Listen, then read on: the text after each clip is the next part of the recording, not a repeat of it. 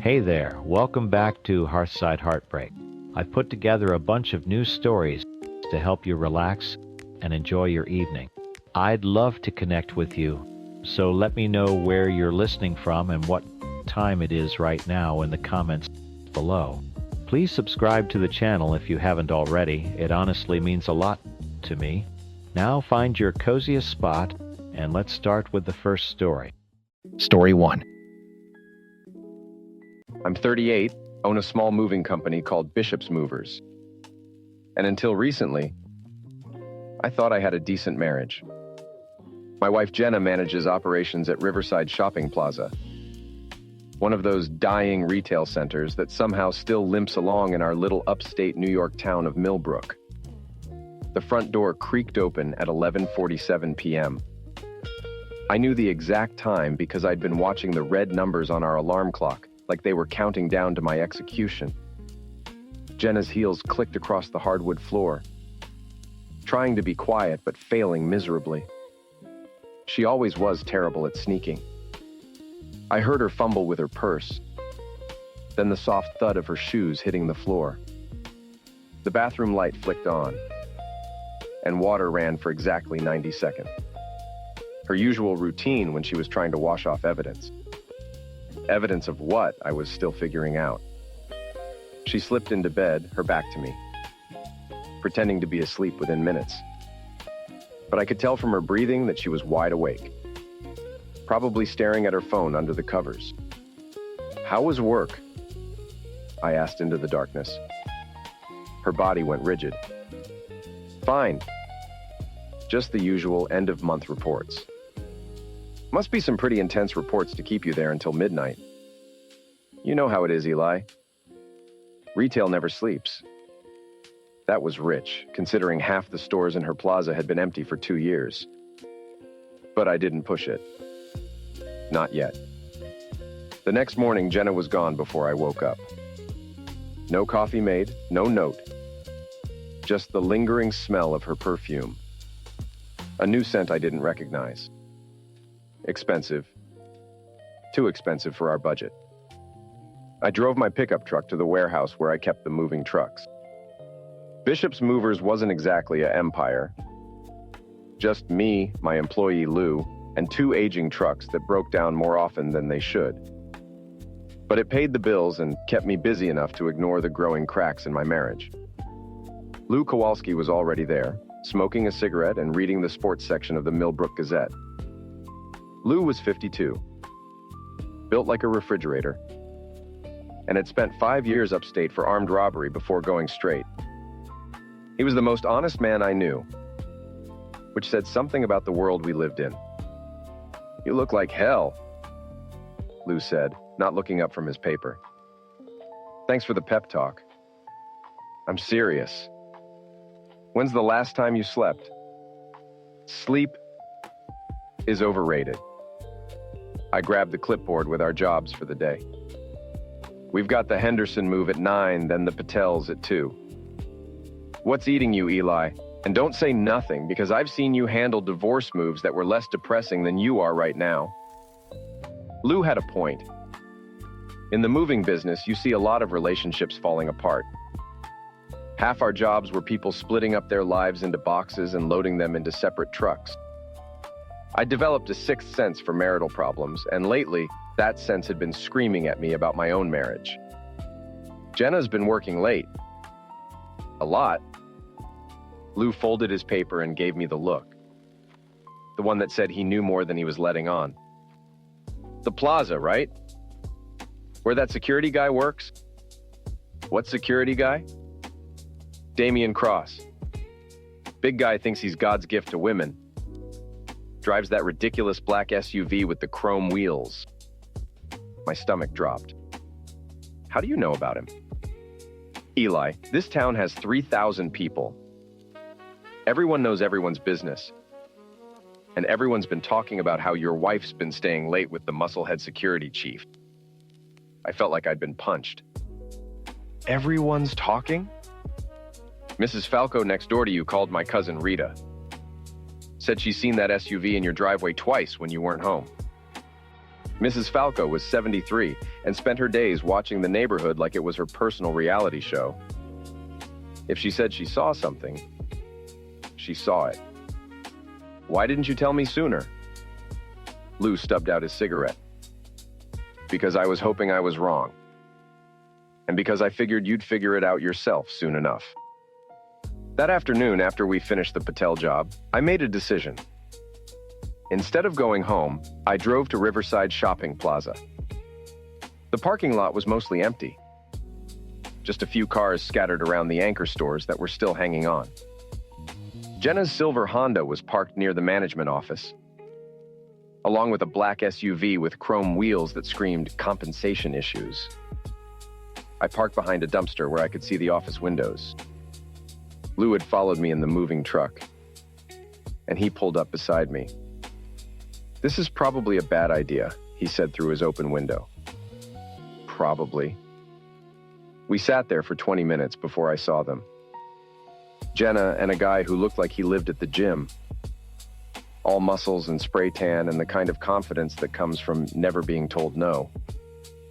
They were standing close, too close, in front of the office window. Then he put his hand on her lower back and she leaned into him. "Son of a bitch," I whispered.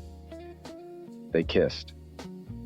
Not a friendly peck, not a casual thing. A real kiss.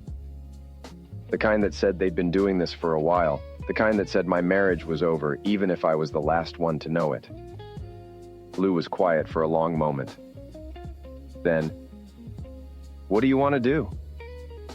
I watched my wife of 8 years run her fingers through another man's hair, and something cold and calculating settled in my chest. "I want to make them pay." The next few days were torture. I had to pretend everything was normal while my world crumbled around me. Jenna kept up her act. Coming home late, making excuses, acting like the loving wife when it suited her. But now I knew what to look for. And the signs were everywhere. New lingerie in the laundry. Mysterious phone calls she took in the other room. Credit card charges at restaurants I'd never been to. She was getting sloppy. Or maybe she just didn't care anymore. I started my own investigation. First stop, Mrs. Falco. "Oh, Eli," she said when I knocked on her door Thursday evening. "I was hoping you'd come by." Mrs. Falco's house smelled like cats and old lady perfume. She led me to her kitchen window, which had a perfect view of my driveway. "I didn't want to be the bearer of bad news," she said. "But I've seen things." "What kind of things?" "That black truck. It's been in your driveway 3 times in the past 2 weeks. Always when you're at work. And Eli..." She paused, looking uncomfortable. "I saw them through your living room window. They weren't playing cards." My jaw clenched. "When was the last time?" "Tuesday afternoon. They were there for almost 2 hours. Tuesday afternoon. The day Jenna had called to say she was getting her hair done. Another lie to add to the pile. Mrs. Falco, if you see anything else, I'll call you immediately. That woman doesn't deserve you, Eli."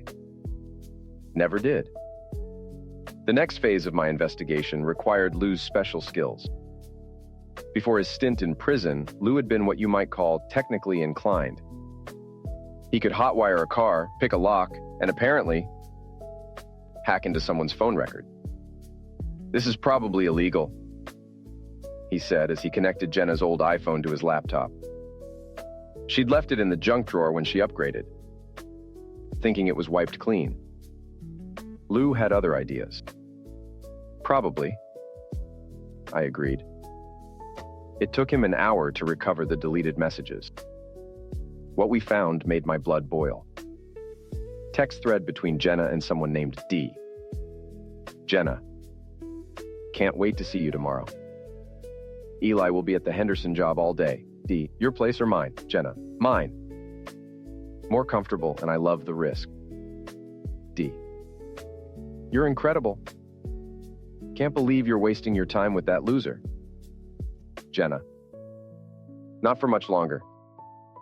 Just need to figure out the finances first. There were dozens of messages like that, going back 3 months. But the real prize was a group chat between Jenna and her two best friends, Sasha and Kylie. Sasha. So when are you going to leave him? Jenna. Soon. Damien's been pushing for it, but I need to be smart about this. Kylie. What do you mean? Jenna. Eli's business is worth more than he thinks. And there's the house. If I play this right, I can take him for everything. Sasha. You're so bad. Jenna. I'm pregnant. My heart stopped. Kylie. OMG, Damien's? Jenna. Of course it's Damien's. But Eli doesn't know that. He'll think it's his and won't fight the divorce. Sasha. You're a genius. I stared at the screen, feeling like I was going to throw up. Not only was my wife cheating on me, she was planning to destroy me financially and trick me into supporting another man's child. There was just one problem with her plan. One detail she didn't know about. Lou, I said quietly, I need you to do me a favor. Name it. I need you to repo Jenna's car. Repo it? On what grounds? I co-signed the loan and she's 3 payments behind. I checked this morning. Lou grinned. Now you're thinking like a criminal. I like it. That night, while Jenna was at her book club, which I now knew was code for screwing Damien, Lou and I took her Honda. We didn't steal it. Everything was legal and above board. But when she came home at midnight and found her car missing, the screaming could probably be heard in the next county. Where the hell is my car? She shrieked, storming into the house. I was sitting in my recliner watching the late news. Oh, what car? Don't play dumb with me, Eli. My Honda was in the driveway when I left. Oh, that car. It got repossessed. Turns out you missed a few payments. Her face went white. You can't do that. Actually, I can. My name's on the loan too, remember? And since you've been too busy with your book club to handle the finances, I took care of it myself. This is insane. How am I supposed to get to work? I shrugged. Maybe ask one of your book club friends for a ride. I'm sure they'd be happy to help. The look she gave me could have melted steel. But she couldn't say anything without revealing the truth about where she'd really been. She was trapped. And we both knew it. I'm calling the bank in the morning, she said finally. Good luck with that. She stormed upstairs, and I heard her on the phone. Probably calling Damien. I didn't care. Phase 1 of my revenge was complete, and I was just getting started. The next morning, I drove to downtown Millbrook and parked outside the Blue Lantern, the local dive bar where all the gossip in town eventually ended up. It was 10 a.m., but there were already 3 regulars at the bar nursing beers and solving the world's problems. I ordered a coffee and struck up a conversation with Mickey, the bartender who'd been serving drinks and collecting secrets for 30 years. Mickey, you know everyone in this town, right? Pretty much. Why? What do you know about Damien Cross? Mickey's expression darkened. That pretty boy security guard? He's trouble, Eli. Bad news all around. How so? He's been bragging to anyone who'll listen about his conquest. Says he's got some married woman wrapped around his finger and he's going to take her for everything she's worth. My hands clenched around my coffee mug. He said that? Last Friday night, right here at this bar. So the husband was a sucker who didn't know what was coming. Real classy guy. Did he mention any names? Mickey looked uncomfortable. Eli, I don't like to spread gossip. This isn't gossip, Mickey. This is my life. He sighed. He mentioned your wife, said she was easy pickings and that you were too stupid to see what was happening right under your nose. The coffee turned to acid in my stomach. Bad enough that my wife was cheating on me, but to have the whole town know about it, to have them laughing at me behind my back, that was unforgivable. Thanks for telling me, Mickey. What are you going to do? I stood up and left a 5 on the bar. I'm going to make sure everyone in town knows exactly what kind of people they really are. Saturday night at the Blue Lantern was always busy. Half the town showed up to drink away their problems and catch up on the latest gossip. It was the perfect venue for what I had planned. I arrived at 8 p.m. and took a seat at the bar. Mickey nodded at me and poured my usual. Whiskey, neat. The place was packed with familiar faces. Construction workers from the highway project, nurses from the hospital, teachers from the high school. All of them potential witnesses to what was about to happen. Lou arrived 10 minutes later, followed by Mrs. Falco's nephew Danny, who worked at the auto parts store. I'd spent the afternoon spreading the word about tonight's entertainment, and the audience was gathering nicely. At 8:30, right on schedule, Jenna and Damien walked through the door.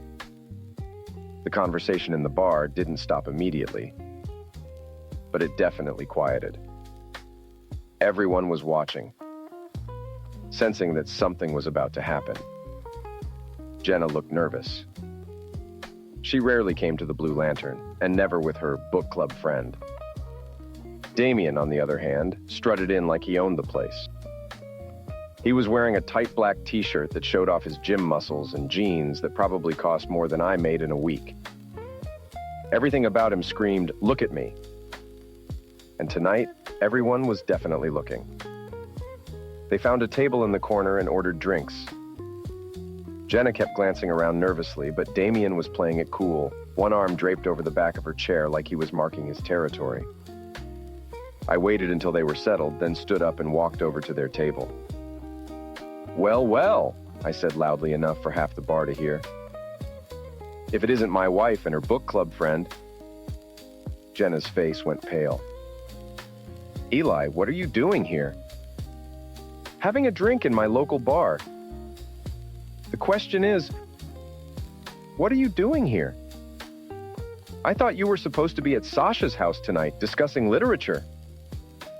Damien stood up, all 6 feet of manufactured intimidation. "Is there a problem here, buddy?" "No problem at all," I said, looking around the bar. "I just wanted to introduce everyone to Damien Cross, the security guard who's been screwing my wife for the past 3 months." The bar went dead silent. Every conversation stopped. Every head turned toward our table. Jenna looked like she wanted to disappear through the floor. "You're out of line," Damien said, stepping closer to me. "Am I?" "Let me tell you what's out of line, Damien. Out of line is bragging to Mickey here about your conquest. Out of line is calling me a sucker who doesn't know what's happening in his own house. Out of line is planning to steal my wife and my money while laughing about it with your drinking buddies." Damien's face flushed red. "You don't know what you're talking about." "Don't I?" I pulled out my phone and opened the recovered text messages. Should I read some of these texts out loud? I'm sure everyone would love to hear about your romantic afternoon plans and your opinions about my intelligence. "Eli, please," Jenna whispered. "Can we talk about this at home?" "Home?" I laughed. "You mean the house where you've been entertaining your boyfriend while I'm at work? The house where Mrs. Falco has been watching you through the windows like your own personal reality show?" A ripple of laughter went through the crowd. Mrs. Falco was legendary in Millbrook for her neighborhood surveillance activities. Damien had heard enough. He grabbed my shirt and pulled me close. You need to shut your mouth right now. Or what? You'll beat me up in front of 30 witnesses? That would look great on your security guard resume. He shoved me backward and I stumbled but didn't fall. Lou immediately stepped forward, but I waved him off. This was my show. Go ahead, Damien, I said. Show everyone what a tough guy you are. Beat up the husband of the woman you're screwing. I'm sure that'll really impress her. Stop it, Jenna hissed. Both of you, just stop it. Why should I stop? I asked. Everyone in town already knows what's going on. Mickey, tell them what Damien said about Jenna last Friday night. Mickey looked uncomfortable, but he spoke up. He said she was easy pickings. Said her husband was too stupid to figure out what was happening. More murmurs from the crowd. Jenna buried her face in her hands. And here's the best part, I continued, my voice carrying across the silent bar. My loving wife is pregnant. Congratulations, Damien. You're going to be a daddy. Damien's expression changed from anger to confusion. What? Oh, she didn't tell you? She's been planning to pin the baby on me, take me for everything in the divorce, and ride off into the sunset with you.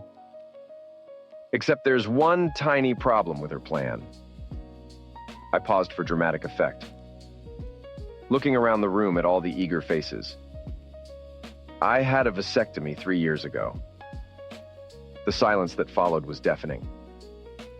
You could have heard a pin drop in that bar. Jenna's head snapped up, her eyes wide with terror. That's impossible, she whispered. Is it? Dr. Martinez at the clinic has all the paperwork. Want me to call him? Damien was staring at Jenna like he'd never seen her before. You told me you weren't sleeping with him anymore. I wasn't. I mean, we weren't. Then whose baby is it? Damien demanded. Jenna's mouth opened and closed like a fish out of water. She couldn't answer without admitting to yet another affair, and we all knew it. This is getting interesting, someone called out from the back of the bar. Shut up! Jenna screamed, finally losing control. All of you, just shut up! She grabbed her purse and ran for the door. Damien stood there for a moment, looking like his world had just collapsed, then followed her out. The bar erupted in conversation.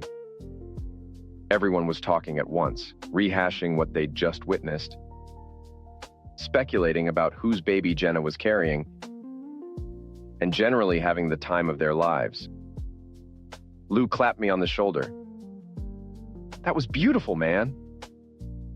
Absolutely beautiful. Mickey poured me another whiskey. This one's on the house. I raised my glass to the room. To the truth, I said. It always comes out eventually. The crowd cheered, and I drank my whiskey, feeling better than I had in months. But this was just the beginning. I had one more card to play, and it was going to be the best one yet. The divorce papers arrived Monday morning, hand-delivered by a process server who looked like he'd rather be anywhere else. Jenna was asking for everything. The house, the business, alimony, and child support for a baby that definitely wasn't mine. Her lawyer was Robert Steinberg, the most expensive divorce attorney in the county. How she was paying for him was a mystery. But I had my suspicions. Damien's SUV had been conspicuously absent from the shopping plaza parking lot since Saturday night. My lawyer was Jennifer Walsh, a scrappy public defender who'd recently gone into private practice. She was young, hungry, and worked for about a tenth of what Steinberg charged. This is going to be interesting, Jennifer said as she reviewed Jenna's demands. She's asking for child support, but you say the baby isn't yours? Definitely not mine. I have the medical records to prove it. Then this should be straightforward. We'll demand a paternity test. And when it comes back negative, her whole case falls apart. I want to do this publicly, I said. Court hearing, not a private settlement. Jennifer raised an eyebrow. That's unusual. Most people want to keep these things quiet. Most people haven't been humiliated in front of the entire town. I want everyone to see the truth. The hearing was scheduled for Friday morning at the Millbrook County Courthouse. Word spread quickly through town. Divorce proceedings were usually private affairs. But this one was going to be a public spectacle. Thursday night, I got a call from Jenna. It was the first time we'd spoken since the confrontation at the Blue Lantern. Eli, we need to talk. Talk to my lawyer. Please, this has gotten out of hand. Maybe we can work something out. Work something out? You mean like when you worked out screwing Damien in our bed? Or when you worked out stealing my business and my house? I never meant for it to happen this way. Which part? The cheating, the lying, or the fraud? There was a long pause. The baby isn't Damien's, she said finally. I know. The question is, whose is it? Another pause. It doesn't matter. We can still make this work. You could raise the child as your own, and we could try to fix our marriage. I almost laughed. Jenna? I wouldn't trust you to water my plants, let alone raise another man's child. I'll see you in court tomorrow. Friday morning arrived gray and rainy, which seemed appropriate for the occasion. The courthouse was packed. Apparently, half of Millbrook had decided to attend the proceedings. Mrs. Falco was in the front row, along with Mickey from the Blue Lantern and at least a dozen other familiar faces. Jenna arrived with her lawyer, looking pale and nervous. She was wearing a conservative blue dress and had her hair pulled back in a bun, trying to look like the wronged wife. But everyone in that courtroom knew better. Judge Patricia Hanley was a no-nonsense woman in her 60s who'd been handling family court for 20 years. She'd seen every kind of divorce drama imaginable, and her expression suggested she wasn't in the mood for games. This is a hearing regarding the divorce petition filed by Jenna Bishop against Elliot Bishop, she announced. Mrs. Bishop is seeking dissolution of marriage, division of assets, alimony, and child support. Mr. Bishop is contesting these claims. Steinberg stood up, looking confident in his expensive suit. Your Honor, my client has been abandoned by her husband during her pregnancy. She's seeking reasonable support for herself and her unborn child, as well as her fair share of the marital assets. Mr. Bishop, Judge Hanley said, how do you respond to these claims? Jennifer stood up. Your Honor, my client disputes paternity of the child in question. We have medical evidence that proves Mr. Bishop cannot be the father. A murmur went through the courtroom. Jenna's face went white. What kind of medical evidence? The judge asked. Mr. Bishop underwent a vasectomy 3 years ago, Your Honor. We have the medical records and are prepared to provide DNA evidence if necessary. Steinberg looked like he'd been punched. He leaned over to whisper urgently with Jenna, who was shaking her head frantically. Your Honor, Steinberg said, we request a brief recess to consult with our client.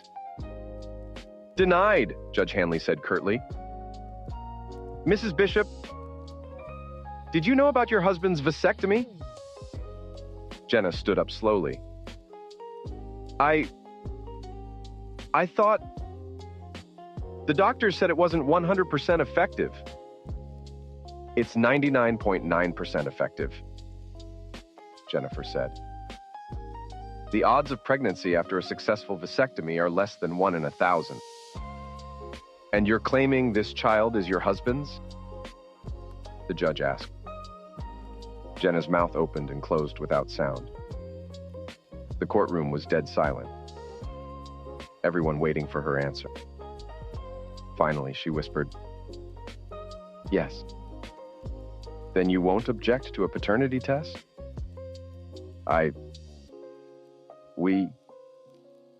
That's when everything fell apart. Jenna started crying. Not the delicate tears of a wronged wife, but the ugly, desperate sobs of someone whose lies had finally caught up with them. "I can't do this," she said between sobs. "I can't keep lying."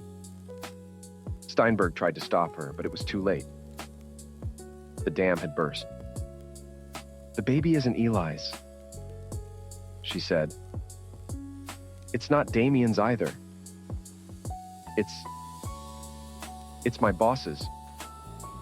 From the conference in Albany. I was drunk, and it just happened. And I thought I could make it work, thought I could fix everything, but it all went wrong." The courtroom erupted.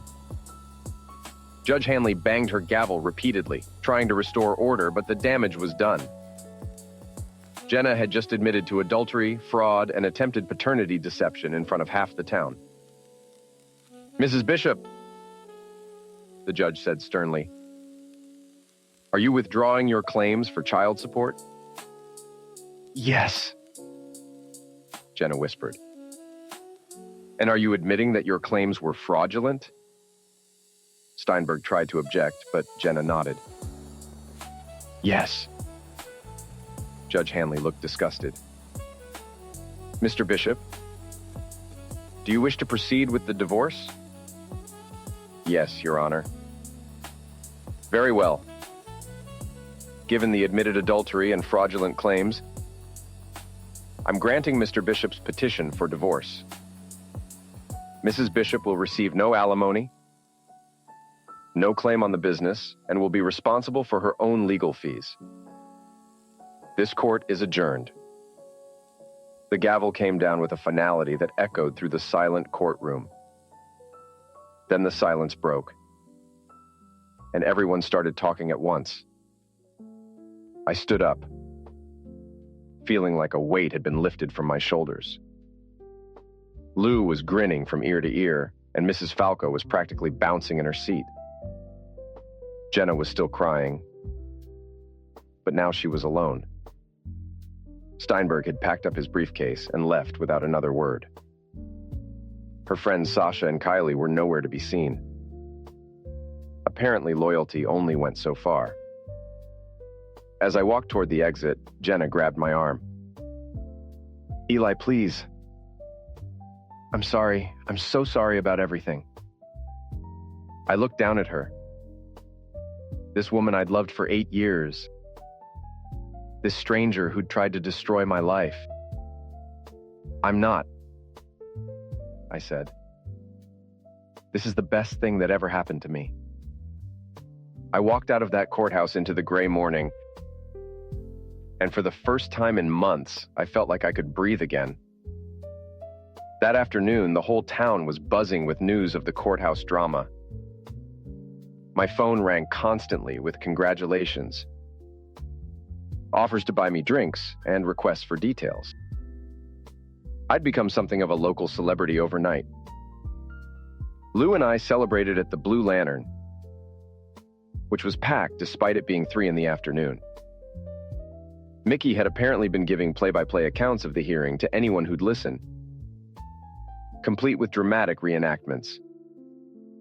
"To Eli Bishop," Mickey announced as we walked in. "The man who proved that the truth always wins." The bar erupted in cheers. Someone bought me a beer, someone else bought me a shot.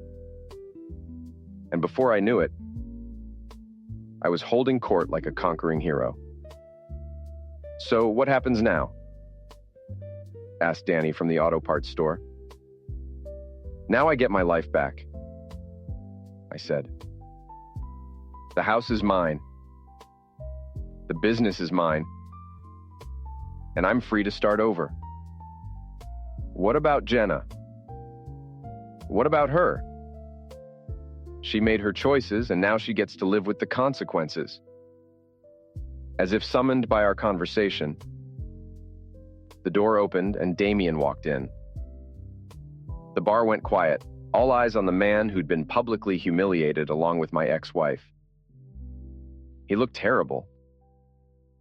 His usually perfect hair was messy, his clothes were wrinkled, and he had the hollow-eyed look of someone who hadn't slept in days.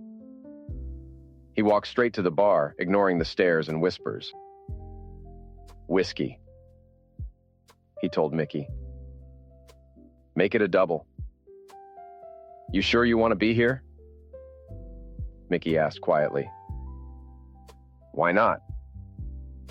My life's already over. Might as well drink to it." I felt a moment of something that might have been pity.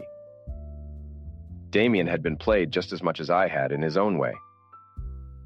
Jenna had lied to both of us, used both of us, and left both of us looking like fools. But then I remembered him calling me a sucker, bragging about his conquest, planning to take everything I'd worked for. The pity evaporated. "Rough week?" I asked, loud enough for the whole bar to hear.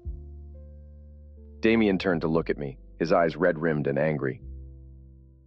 "You think this is funny?" "Actually, yeah, I think it's hilarious.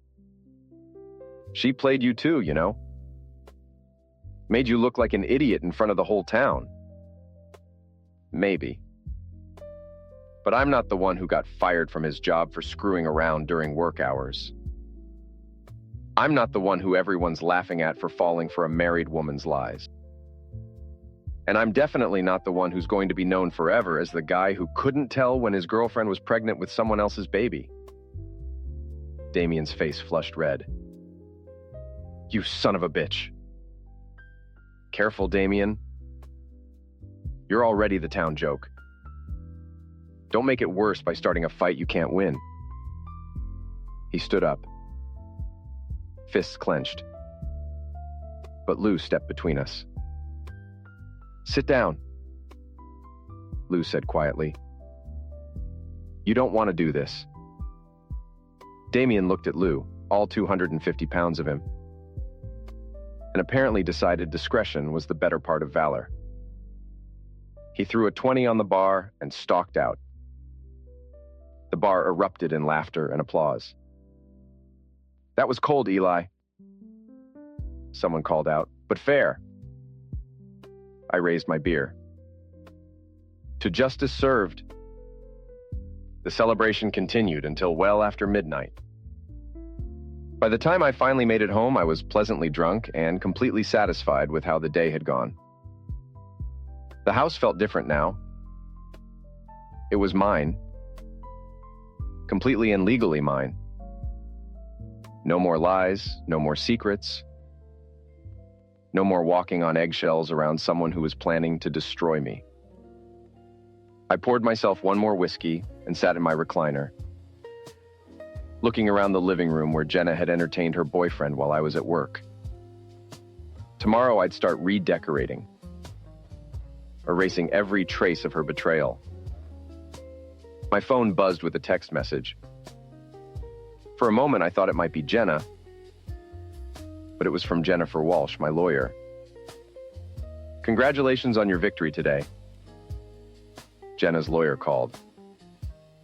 She wants to discuss a settlement for her personal belongings. "Let me know how you want to handle it." I smiled and typed back, "Tell her she can have whatever fits in one suitcase.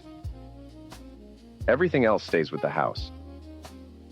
It was petty maybe, but after everything she'd put me through, I figured I was entitled to a little pettiness. Another text came in, this one from an unknown number. "This isn't over. You ruined my life. Jenna." Texting from someone else's phone. I deleted the message without responding. As far as I was concerned, it was over. She was someone else's problem now. I finished my whiskey and headed upstairs to bed.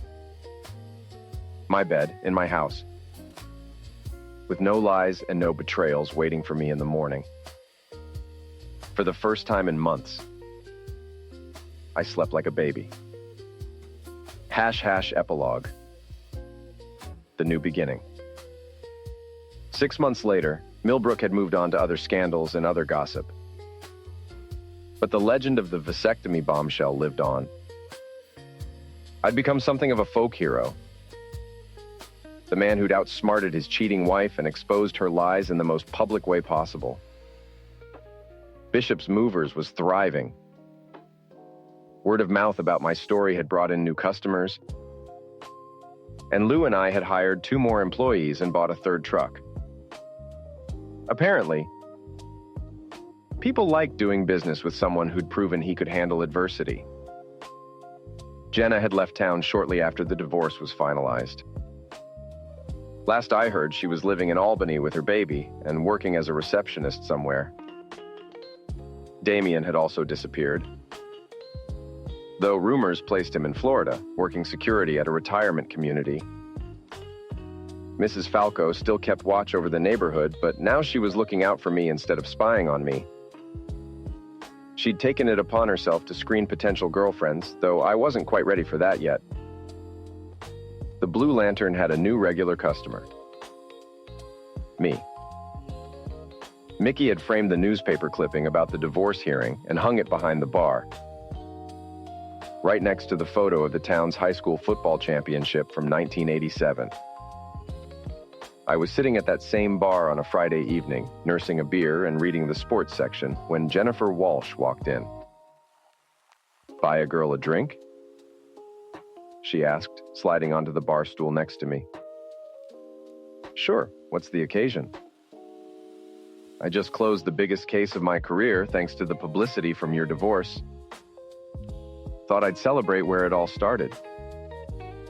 Mickey poured her a glass of wine, and we toasted to new beginnings. "Any regrets?" she asked. I thought about it for a moment, looking around the bar at the familiar faces, thinking about my house and my business and my future. "Just one," I said. "What's that?" "I should have gotten that vasectomy sooner." Jennifer laughed.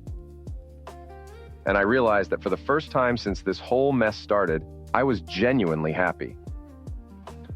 Not satisfied, not vindicated, but actually happy. Revenge, as it turned out, was a dish best served publicly, with plenty of witnesses, and a side of poetic justice. And sometimes, if you were very lucky, it came with a happy ending. I raised my beer to the room, to the town that had supported me, to the friends who'd stood by me, and to the future that was finally mine to control. "Here's to the truth," I said, "and to the sweet taste of victory." The bar erupted in cheers, just like it had 6 months ago. And I knew that no matter what happened next, I'd never forget the night I dropped the vasectomy bombshell and won my life back. Some stories end with the hero riding off into the sunset. This one ended with the hero buying another round and planning his next move. And honestly, I couldn't think of a better ending than that. Story 2. I met Mai on a Tuesday. She was all sunshine and chaos, spilling a latte down the front of my shirt and apologizing with a smile that could disarm a bomb. She was an artist, she said, working at the coffee shop to pay off student loans while she waited for her big break. I bought it. All of it. Within a month, she was telling me about her roommate from hell and the rent she couldn't make. I had a 2-bedroom apartment and a salary that could easily support 2. "Just stay with me for a while," I offered. "Until you get back on your feet." A while turned into a year. I paid for everything: rent, groceries, her art supplies, her car payments. I didn't mind. I loved her. She'd curl up against me at night, her head on my chest, and whisper how I was her savior. She made me feel like a king. The least a king could do was provide for his queen. So, I proposed. On our 1-year anniversary, I took her to the fanciest restaurant in the city, got down on one knee, and presented her with a ring that cost me 3 months' salary. Her eyes filled with tears. Yes, Rick. Of course. Yes. We celebrated at a bar with her friends afterward. That's when I saw the first crack in the perfect facade. I cornered Maya's best friend Andrea by the bar. Andrea had always been a little cool toward me, a little distant. So I said, grinning like an idiot, "You happy for us?" She swirled the ice in her drink, not looking at me. "Are you?" "Of course I am. I'm marrying the love of my life." She finally met my eyes. The look in them wasn't celebratory. It was something closer to pity. "Rick," she said, her voice low and sharp, "she's not who you think she is." Before I could ask what the hell that meant, Maya was there, looping her arm through mine and kissing my cheek. "There you are. Don't let Andrea bore you to death." She shot a glare at her friend, and Andrea just shrugged and walked away. I tried to forget about it. Andrea was probably just jealous. Or protective. That's what best friends do, right? We set a date 6 months out. The wedding planning was a blur of venues, caterers, and floral arrangements. My savings account took a beating. Maya wanted the best of everything, and I wanted to give it to her. The dress was custom. The venue was a historic mansion. The guest list topped 200. I covered 90% of it. Her parents, she explained, were tapped out. Again, I didn't mind. This was for us. For our future. About a month before the wedding, the weird text from Andrea started. Asterisk Andrea. Hey, can we talk? It's important. Asterisk. I ignored it. The next day, another one. Asterisk Andrea. Rick, please. I think you need to hear something. Asterisk. I'd seen the way she looked at me sometimes. I wasn't an idiot. She was Maya's single, slightly wild best friend. I figured she was making a last-ditch play before I was officially off the market.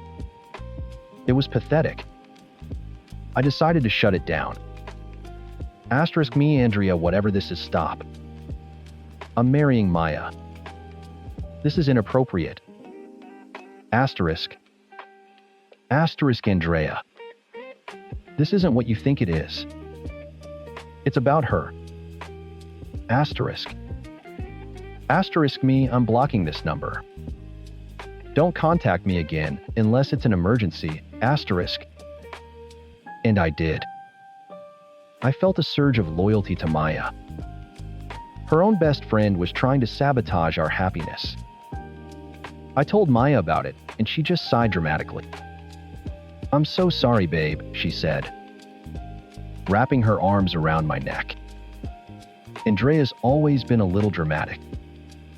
She probably just has a stupid crush. Don't worry, I'll talk to her. The weeks flew by. Soon enough, it was the night before our wedding. My guys and I were staying on the 5th floor of the hotel. Maya and her bridesmaids were on the 10th for her bachelorette party.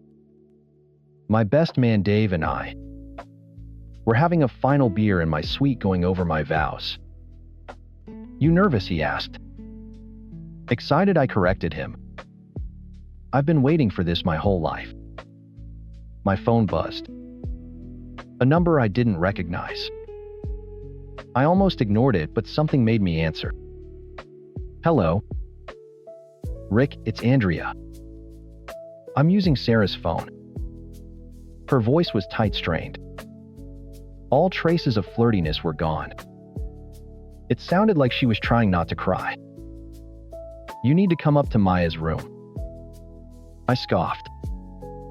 "Yeah, right. I'm not falling for this, Andrea. Good night." "No, God, you're not listening," she hissed. "This is not a joke. This is the emergency you told me to call you about. Get up to room 1012. Right now. Just come." The line went dead.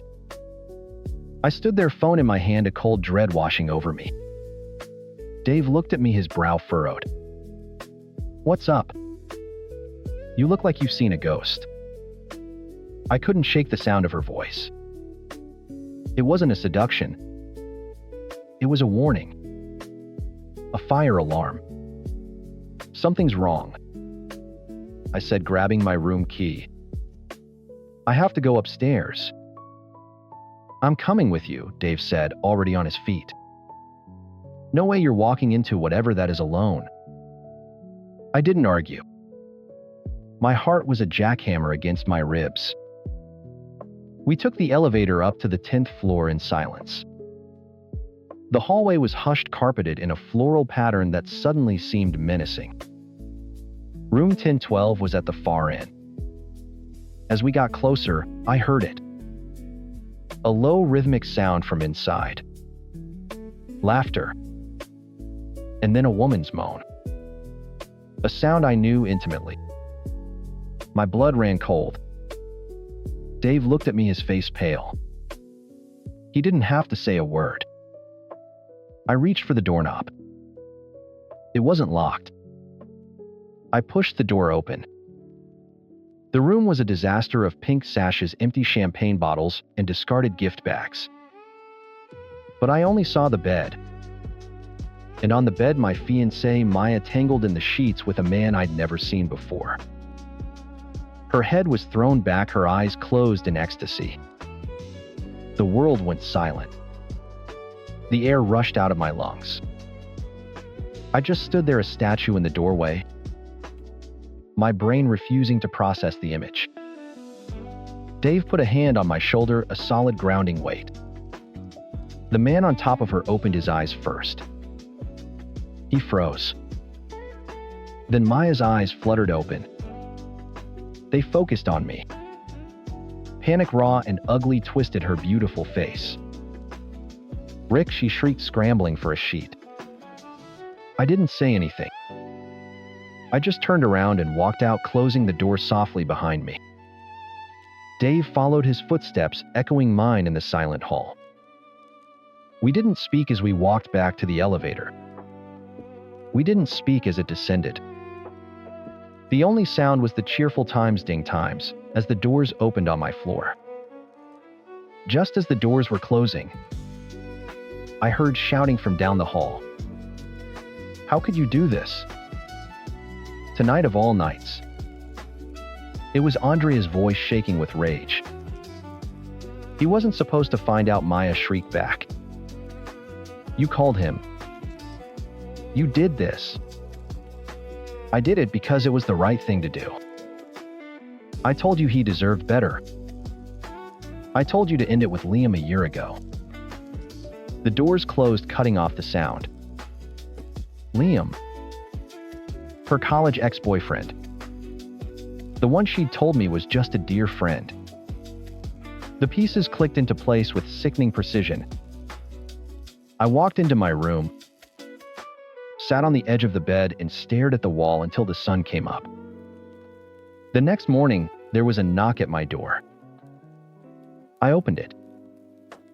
It was Maya. She was already in her wedding dress. A vision in white lace and shattered promises. Her face was tear-streaked, her makeup a mess. "Rick, baby. Please," she began, reaching for my hand. "We can fix this. It was a mistake. A stupid, drunken mistake." I looked at her. The woman I thought I loved was gone. In her place was a stranger wearing a costume. All the love I'd felt had curdled into something cold and hard in my chest. Get dressed, I said, my voice flat. Our families are having breakfast in the garden room. A flicker of hope ignited in her eyes. You mean you'll still? Just get dressed, Maya. I walked away, leaving her in the doorway. I went to the garden room. Both our families were there laughing, sipping coffee, excited for the day. My mother beamed at me. Maya's father clapped me on the shoulder. I walked to the head of the long table, stood there, and waited. A few minutes later, Maya entered, still in her wedding dress, a triumphant, relieved smile on her face. She thought she'd won. She thought my love was a weakness she could exploit forever. As she reached my side, I cleared my throat. The room fell silent. Everyone looked at us, their faces bright with anticipation. I looked at my parents, then at hers. Then I looked at the 200 empty chairs set up in the courtyard outside. The wedding is off, I said, my voice echoing in the quiet room. I didn't offer an explanation. I didn't owe them one. I only owed myself the truth. A collective gasp went through the room. Maya's smile vanished, replaced by a mask of pure shock. Rick, what are you doing? She hissed. I ignored her. I turned, walked out of the room, went up to my suite, packed my bags, and checked out of the hotel. I got in my car, turned my phone off, and just drove. The next day, I had the locks on my apartment changed.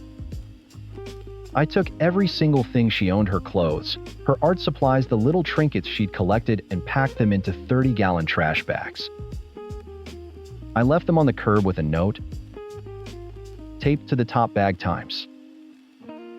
Don't contact me again. Asterisk. 2 days later, Andrea called from a number I didn't know. I almost didn't answer, but I did. I'm sorry, Rick, she said, her voice small. You deserve to know everything. And she told me. It wasn't a one-time mistake. It had been going on for years. Before me, even. Maya and Liam had never really broken up. He was a struggling musician, and she was his patron saint. My money was her donation. The art workshops on weekends were trips to see his band play in other cities. The expensive new camera I'd bought her for her birthday was a gift for him. The extra cash I gave her for supplies went to paying his rent. She hadn't worked in the coffee shop for over a year. She'd told me she quit to focus on a big commission. The truth was, she spent her days with him in an apartment I was paying for, living a life I was funding. I wasn't her king. I was her bank. A week after that, Maya showed up. She'd somehow gotten past security. I found her waiting outside my apartment door when I got home from work. They took the bags to the dump, you asshole, she sneered. All the sweetness was gone. This was the real Maya. That was designer stuff. You should have picked it up sooner, I said, moving to unlock my door. She blocked my way. I can't believe you. You throw everything away over one little slip-up. Get out of my way, Maya. You know what your problem is, Rick, she spat, her eyes filled with venom. You thought you could buy me. You thought if you threw enough money at me, I'd forget what it's like to be with a real man. Someone who isn't soft and doughy. Someone who actually has a six-pack instead of a keg. She poked my stomach. He was better in bed, too. I just stared at her. I felt nothing. No anger, no pain. Just a vast, empty relief. I pushed past her, unlocked my door, and closed it in her face. The final act came a month later. I got a text from her. My I'm late. I'm pregnant. It's yours. Asterisk. The old me would have panicked. The old me would have been broken and offered to pay for everything. The new me just typed a reply. Asterisk me. Get a paternity test done after the baby is born. If it's mine, I'll meet my legal obligations. Don't contact me until then. Asterisk. She lost it. She sent a flood of abusive texts, then started calling over and over. I blocked her number. 2 days later, she ambushed me in the parking garage of my office. She threw a rock at my car window, screaming about how I was a deadbeat father. That was it. The next morning, I was at a courthouse. I filed a restraining order. It's been 6 months now. Liam dumped her the second the money dried up. The pregnancy, of course, was a lie. Andrea sends me a text every now and then just checking in. I usually don't reply. My apartment feels bigger now. Emptier. But it's a clean empty. An honest empty. Some nights I wake up thinking I can still feel her head on my chest. But then I remember it was all a performance. I wasn't her savior. I was just the guy paying for the show. And now finally the show is over. Story 3. The first 48 hours with our son were a beautiful, terrifying, sleep-deprived blur. My wife Sarah was a warrior. I was just the guy running on coffee and adrenaline trying to remember how to swaddle and not screw anything up. We brought him home, this tiny 7-pound miracle, and for one perfect evening it was just the three of us, our little family. We named him Alec. Not Alexander, just Alec. It felt strong, clean, and simple. It felt like him.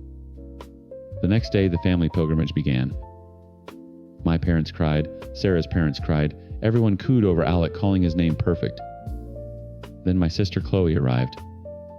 She breezed in, dropped a gift bag on the counter, and peered into the bassinet. "Oh, he's so tiny," she said before looking up at me. "So, Alec. You mean Alex, right?" I smiled, still running on the high of being a new dad. "No, Alec. A-L-E-C. Chloe's face pinched just for a second. It was a look I knew well, the one she got right before offering an opinion nobody asked for. "Oh," she said, the single syllable loaded with judgment. "Okay. Well, you know, everyone is just going to call him Alex anyway. You probably should have just gone with that." Sarah, who was sitting on the couch nursing a cup of tea, shifted uncomfortably. "We liked Alex," she said, her voice quiet. "It's the name we chose, Chloe," I added, trying to sound breezy and final. Chloe just shrugged and changed the subject to the hideous diaper bag she'd bought us. But the damage was done. A tiny crack had appeared in our perfect little bubble. For the next few days, Chloe was cold. Her texts were one-word answers. She ignored a picture I sent of Alec in his first bath. It was classic Chloe sulking. I'd seen it a million times ever since we were kids, and I got the video game console she wanted for Christmas. I figured she'd get over it. It was a stupid thing to be weird about. I was wrong. A week after Alec was born, she called me while I was rocking him to sleep. Sarah was in the shower, her first real break of the day. "Hey, what's up?" I whispered, pacing the nursery. "I need to talk to you about the baby's name," she said, no preamble. My spine stiffened. "Chloe, we're not having this conversation again." "No, you need to listen," she insisted, her voice gaining an urgent, almost frantic edge. "I've been thinking about it nonstop. It's just a dumb name, Connor. I'm sorry, but it is. It sounds incomplete, like you got halfway through Alex and gave up. He's going to have to correct people his entire life." I stopped pacing. Alex stirred in my arms, and I started rocking again, my movements jerky with anger. It's our son. We chose it. It's done. But it's not, she said, her voice rising. It's a mistake. A stupid, trendy mistake, and you shouldn't have chosen it. I'm just trying to save you from future embarrassment.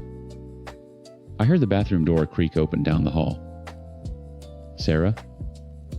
Chloe, I'm hanging up now, I said through gritted teeth. I'm just saying what everyone else is too polite to say. I ended the call and shoved my phone in my pocket, my hand trembling. I walked out of the nursery to see Sarah standing in the hallway wrapped in a towel, her face pale. She'd heard. I saw it in her eyes, that flicker of doubt, that fresh wave of anxiety that was already consuming her. The postpartum anxiety had hit Sarah like a truck. She was barely sleeping, even when Alec was. She worried about everything, if he was warm enough, if he was eating enough, if she was holding him right. She was fragile, second-guessing every single instinct. And now my sister had just lobbed a grenade into her fragile confidence, basically telling her she'd failed at the very first task of motherhood, naming her child. Don't listen to her, I said, my voice softer than I felt. She's being ridiculous. Sarah just nodded, not meeting my eyes, and disappeared into our bedroom. I knew she wouldn't just brush it off. It would sit there and fester, another thing for her anxious mind to latch onto. For 2 days, there was silence.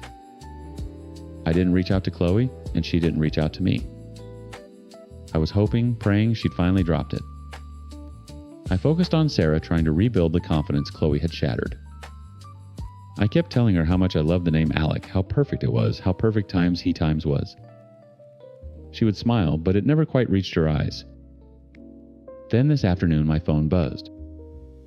I was sitting on the floor trying to assemble a baby swing that looked like it required an engineering degree. Sarah was on the couch with Alec sleeping on her chest, a rare moment of peace. I glanced at the screen. It was a text from Chloe. My stomach dropped. My hands were shaking as I opened it. It wasn't an apology. It was an ultimatum. Asterisk, asterisk, I've spoken to Mom and Dad, and they agree with me.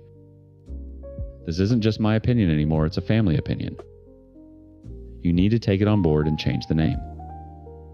If you won't do that, you at least need to go correct the spelling on the birth certificate to Alex. It's not too late to fix this. Asterisk, asterisk.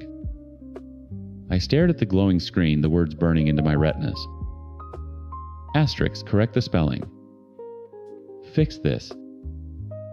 Asterisk. My thumb hovered over the keyboard, shaking with a rage so pure and cold it felt like ice water flooding my chest. Beside me, Sarah stirred. Alec was still asleep on her, his tiny chest rising and falling in a rhythm of perfect peace. A peace my sister seemed hell-bent on destroying. What is it? Sarah whispered, her eyes tracking the rigid line of my jaw. I didn't say a word. I just turned the phone and let her read it. I watched her face crumble. It wasn't loud or dramatic. It was a quiet, devastating collapse. The light in her eyes just went out. Her shoulders slumped, and she pulled Alec a little closer, as if to shield him from the words on the screen. That was it. That was the last straw. I stood up carefully, placing the half-assembled baby swing parts on the floor, and walked into the kitchen. I hit Chloe's contact and put the phone to my ear. She answered on the second ring, her voice smug. Did you get my text? I think it's for the bee. Listen to me very carefully. I cut her off, my voice dangerously low. You will not contact me or Sarah about this again. Not by text, not by phone, not by carrier pigeon. Do you understand? There was a stunned silence. Excuse me, I was just... No, I snapped the word like a gunshot in the quiet house. You don't get to just anything. Your opinion on my son's name is useless. It is worthless. It means absolutely nothing to me, and even less to Sarah. The only thing it's doing is causing pain to a new mother who is already going through hell, and I will not allow it.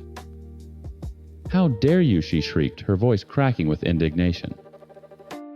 I'm just sharing a family opinion. Mom and Dad agree with me. I don't care if the Pope himself agrees with you, I retorted, my voice rising. This is not a family opinion situation. This is my son, my wife, my family. There are some topics that are completely off limits. And this is the biggest one. You have crossed a line you can't even see anymore, Chloe. You're being a bully, Connor. I'm your sister. Then act like it. I was yelling, now pacing the kitchen tiles like a caged animal. A sister would have brought a casserole and told my wife she was doing a great job. A sister would have held her nephew and said his name was perfect because times he times is perfect. You have done nothing but try to tear down the first real decision we've made as parents. So we're done. This conversation is over permanently. I hung up before she could say another word. My heart was hammering against my ribs. I leaned against the counter, breathing heavily, the silence of the house pressing in on me. When I walked back into the living room, Sarah was looking at me, tears silently streaming down her cheeks. You didn't have to do that, she whispered, her voice thick. Yes, I said, my own voice shaking. I really did. The fallout was faster and more brutal than I could have imagined. 2 hours later, while I was finally wrestling the last screw into the baby swing, my mom called. Connor, what on earth did you say to your sister? She is absolutely beside herself. I didn't even try to soften it. I told her to leave us alone. She said you called her opinion useless and screamed at her. My dad's voice chimed in from a speakerphone. She was just trying to help son. We all think Alec is a bit unconventional. Alex is just a stronger name. I felt a fresh wave of fury so potent it made me dizzy. Unconventional. It's a name. It's not like we named him Xylophone. And she wasn't helping, she was demanding.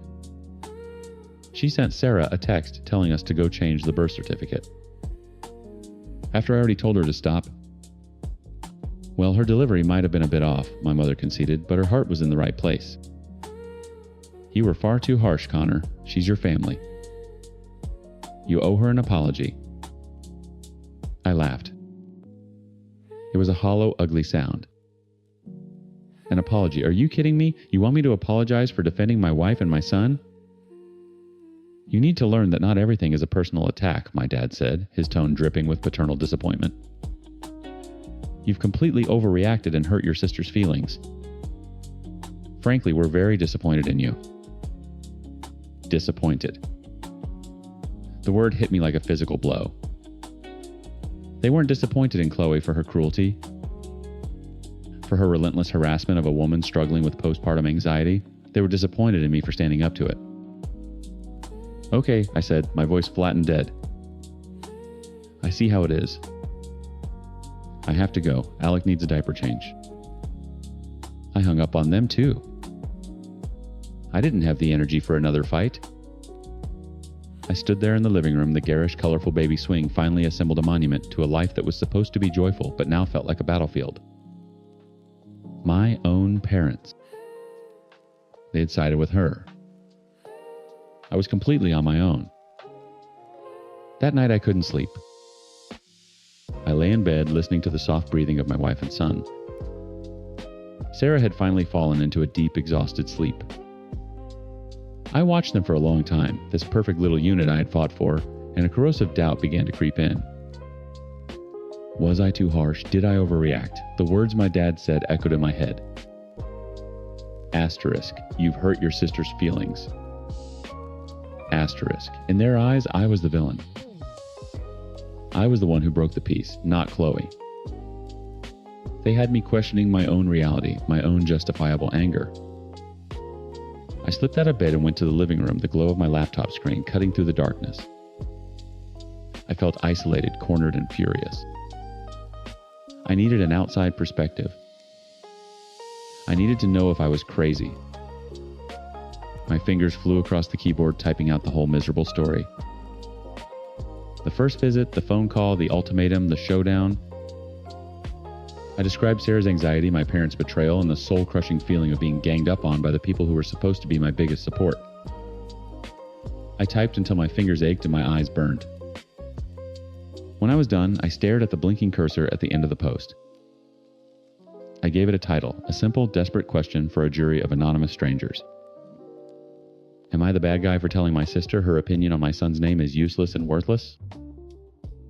I took a deep breath. And I clicked post. Story 4. The beeping of the glucose monitor became the soundtrack to our marriage. 3 a.m, a shrill alarm from our son Leo's room. I'd roll out of bed, my nurse brain already calculating carbs and insulin units. Across the hall, my wife Chloe would just pull the covers tighter. Before Leo's diagnosis, we were a team. Now, we were just co-workers managing a very fragile, very loved project. I handled the nights. Chloe handled the days. We passed each other in the hallway like ships exchanging data points instead of kisses.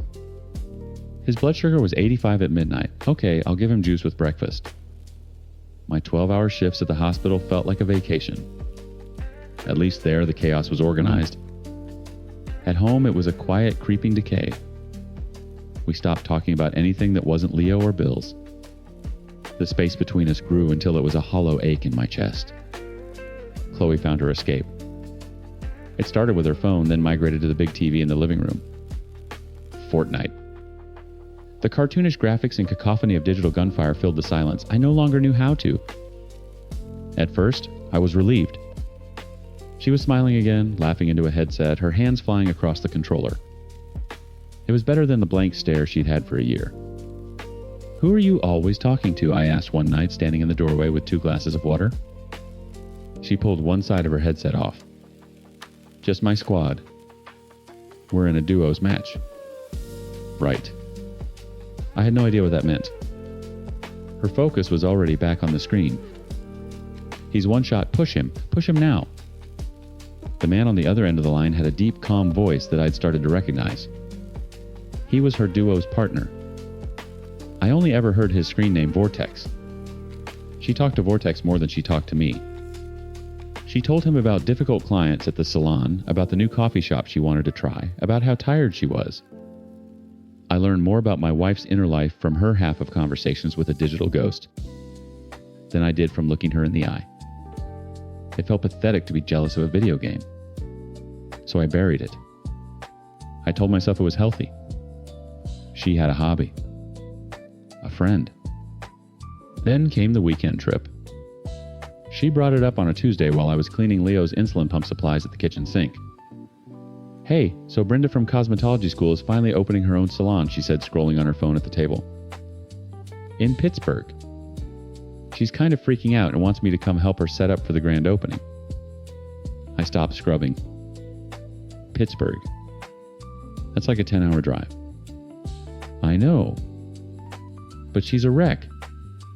She needs my eye for the layout, the product displays. You know how she is. I didn't know how Brenda was. I'd met her once, maybe at our wedding a decade ago. When? Next weekend. I'd leave Thursday morning, be back Sunday night. 4 days. It would be a huge help to her. She finally looked up from her phone, her eyes wide and hopeful. It was the most animated I'd seen her in months. I thought of 4 days alone with Leo. The constant monitoring the finger pricks the anxiety. But I saw that spark in her eyes and felt a pang of guilt. Maybe this is what she needed. A break. A reminder of the person she was before all this. Okay, I said. Yeah, okay, you should go. The night before she left, she was buzzing. She packed a suitcase full of clothes I hadn't seen her wear in years. Nice jeans, a few slinky tops, a black dress. Brenda said we're going out Saturday night to celebrate, she explained, catching my eye. It's a fancy place. Sounds fun, I said, trying to sound supportive. She left Thursday morning before I was even awake. A quick peck on my cheek was all I got. The house felt huge and silent. The first day was fine. She sent a few texts. Asterisk. Made it. The city is beautiful. Asterisk. Asterisk, Brenda's salon is going to be amazing. So much work to do, asterisk. She sent a picture of a half-assembled styling station, boxes everywhere. It looked legit. Friday was quieter. One text in the morning. Asterisk. Long day ahead. Talk later. Love you, asterisk. By Friday night, I'd heard nothing. I called her. Straight to voicemail. I texted, no reply. I told myself she was busy. They were working, then they went out, her phone died. There were a million logical reasons. Saturday was a black hole. I called 6 times. Each one was a punch to the gut as it went to the recorded message. I texted a dozen times. Asterisk, hey, just checking in. Is everything okay? Leo's asking for you. Please, just let me know you're safe. Asterisk. The single blue check mark on WhatsApp was my only reply. Delivered. Not read. Panic started to curdle in my stomach. What if she'd been in an accident? What if something happened? I started searching for the salon's name online. Brenda's Salon, Pittsburgh. Nothing. New salon, grand opening, Pittsburgh. Nothing. I searched for Brenda's last name on social media. I found her profile. It was full of pictures of her kids and a trip they'd taken to Disney last week. Her latest post from Friday night was a picture of her and her husband at a local pizza place in Scranton. Not Pittsburgh. My blood went cold. By Sunday morning, I was a ghost. I'd barely slept. Leo knew something was wrong. He was quiet, clinging to my leg as I mechanically made him pancakes. My mind was racing, trying to piece it all together. The lie was so obvious now I felt like an idiot for ever believing it. But why? Where was she? My phone buzzed. A text from Chloe. Asterisk. So sorry, my phone died and I couldn't find my charger. It was a crazy weekend, so much work. Heading home now. See you tonight. Love you. Asterisk. The casualness of it, the sheer audacity, broke something in me. She got home late, full of fake smiles and stories about paint colors and unruly contractors. I played along. I was a statue, nodding and grunting my insides, screaming. I had no proof. It was my word against hers. A suspicious husband versus a wife who just needed a weekend with a friend. After she fell asleep, exhausted from her trip, I sat on the couch in the dark, my laptop open. My heart hammered against my ribs. I don't know what made me think of it. The shared cloud account. We set it up years ago to automatically back up the photos from our phones. A central place for all our pictures of Leo. I logged in. Her photo library was the first thing that loaded.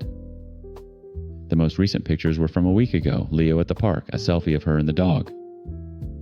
Nothing from the weekend. Of course. She was smart enough to delete them. But she wasn't smart enough to know about the trash folder. My hand was shaking as I navigated the menu.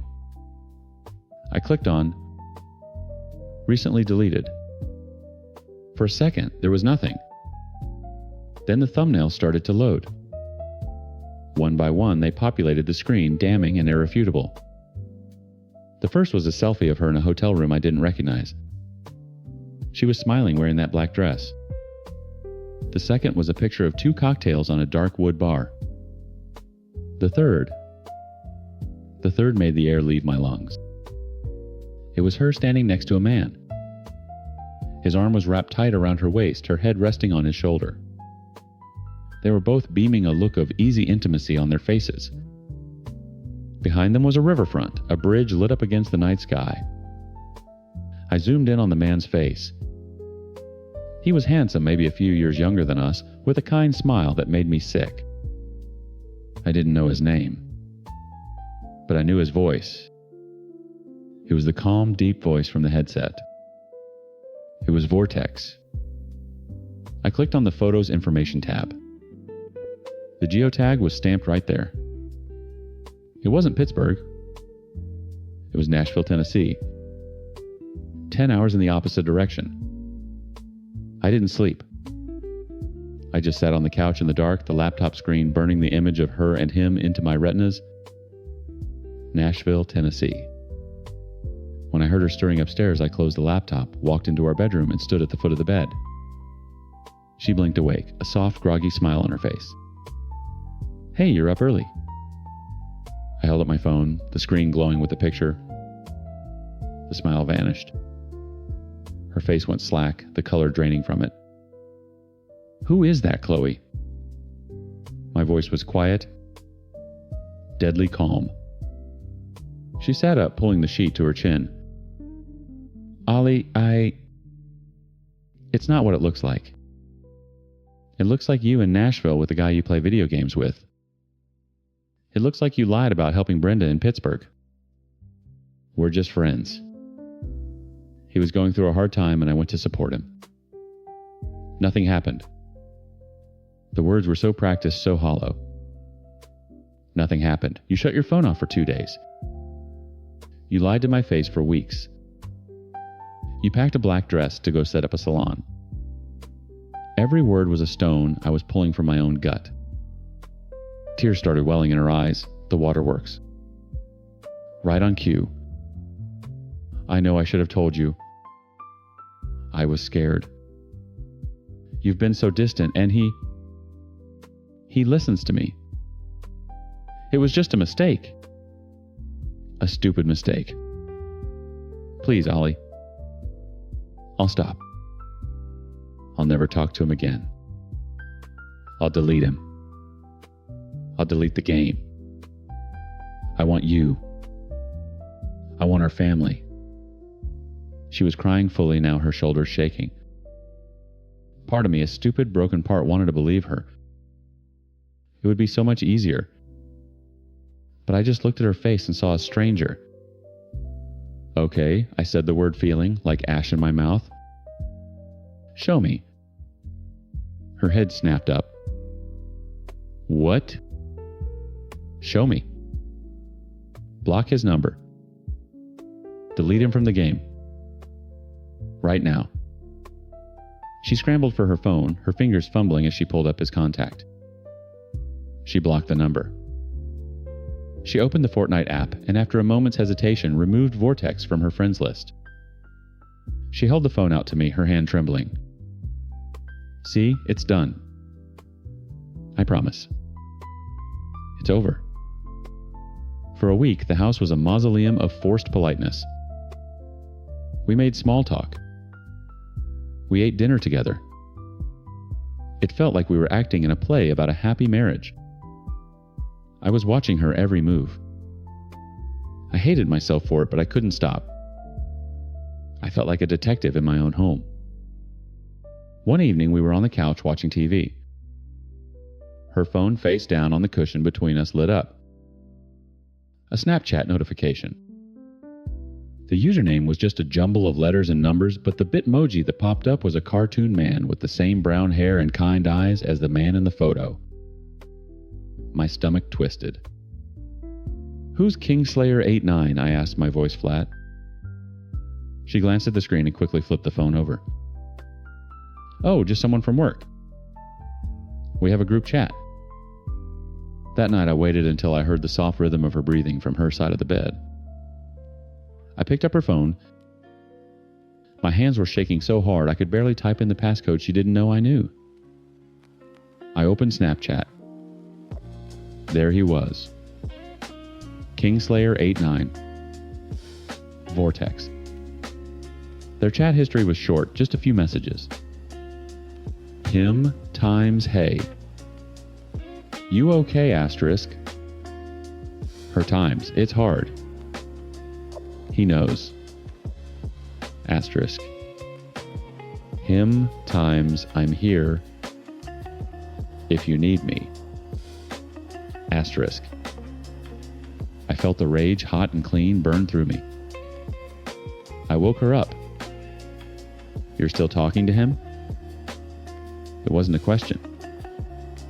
She sat bolt upright, saw her phone in my hand, and her face crumpled. It was just to say goodbye. I swear I was telling him I couldn't talk anymore. That's all. You lied. Again.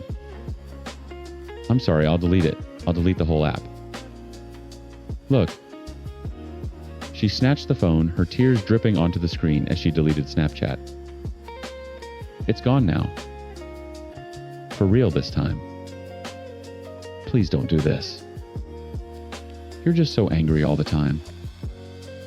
She tried to pin it on me. My anger. My suspicion. As if I were the one creating the problem. As if my reaction to her lies was worse than the lies themselves. The next lie came a week later. I was scrolling through TikTok trying to numb my brain when the app suggested an account for me to follow. The profile picture was a selfie of him, Vortex, standing in front of that same Nashville bridge. My thumb hovered over the screen, and I clicked on his followers. I scrolled for a few seconds before I found it. A new account. No posts, no profile picture. The username was ChloeStylist22. Her middle name and the year she opened her first salon. A ghost account made for the sole purpose of watching him. I didn't even raise my voice this time. I walked into the living room where she was folding laundry and just showed her my phone. She threw the t-shirt she was holding onto the couch. Oh my God, Oliver, it's not a big deal. I wasn't talking to him. I was just curious. You're suffocating me. I can't do anything without you looking over my shoulder. It's like living in a prison. The door's unlocked, Chloe, I said quietly. You built the prison. She stormed off, and we didn't speak for 2 days. The final inevitable promise came after that. More tears, more apologies. A long, desperate speech about how she knew she'd broken everything, but that Fortnite was the root of it all. It was her escape, her addiction. She swore she was done. She promised with her hand on a photo of our son that she would never play that game again. I'm deleting it off the console, she said, her voice thick with manufactured sincerity. You can watch me. And I did. I watched her delete the icon from the menu. 2 days later, I got mandated for an extra 4 hours at the hospital. A nasty car pileup. I called to let her know I'd be home late. I was exhausted when I finally pulled into the driveway after midnight, my body aching. As I walked to the front door, I heard it. Faintly through the living room window, her laugh. It was a sound I hadn't heard in months. Not a real one, anyway. It was light and genuine, full of a joy she never had with me anymore. And mixed with it, the tinny, familiar sound of digital gunfire. I opened the front door. There she was. Curled up on the couch headset, on the TV screen, flashing with the vibrant colors of a Fortnite match. She hadn't even bothered to reinstall it on the main console. She was playing on Leo's smaller Switch, thinking I'd never see it.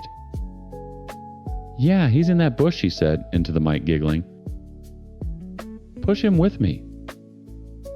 I stood in a doorway and watched her. She hadn't noticed me. She was in her other world. Her real world. With him. And just like that, the fight was gone. The anger, the suspicion, the frantic need to catch her to fix this, it all just evaporated. It left behind a complete and utter emptiness. I wasn't watching my wife betray me. I was watching a stranger play a video game. I couldn't fight for something that wasn't there anymore. You can't save a marriage by yourself. She must have sensed me. She turned her eyes, widening in panic as she saw me standing there in my scrubs.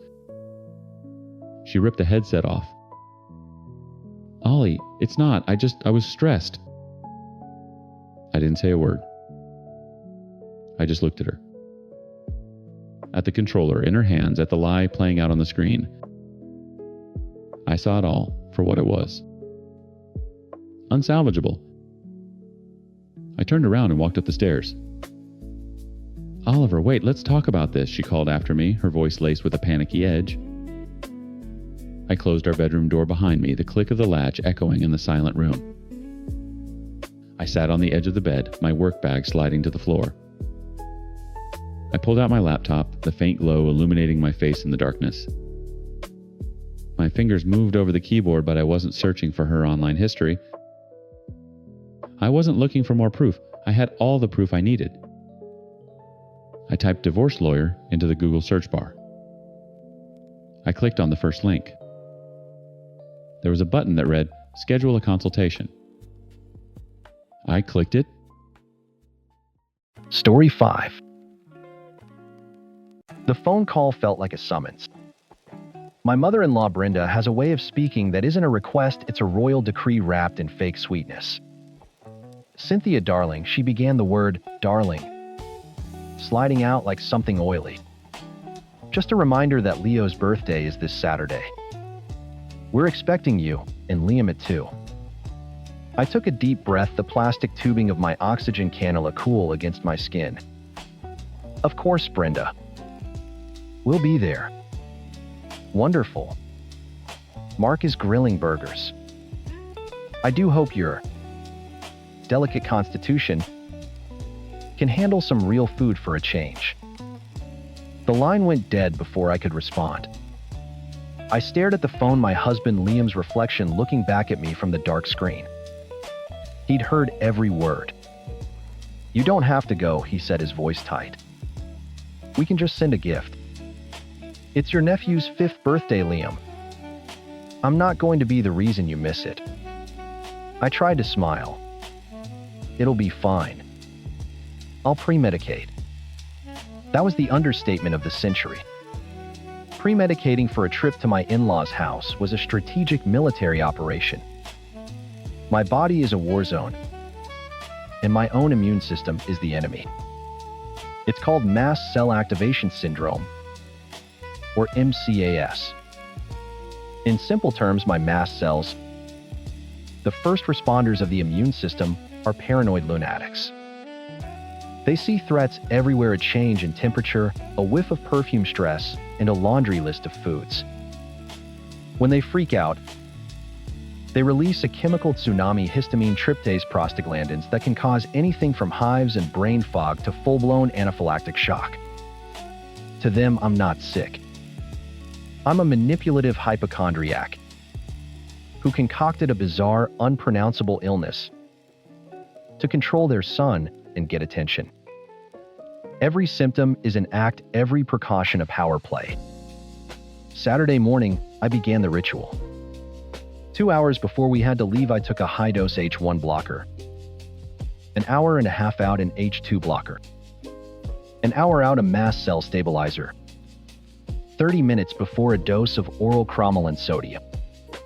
My purse wasn't a purse, it was a mobile pharmacy.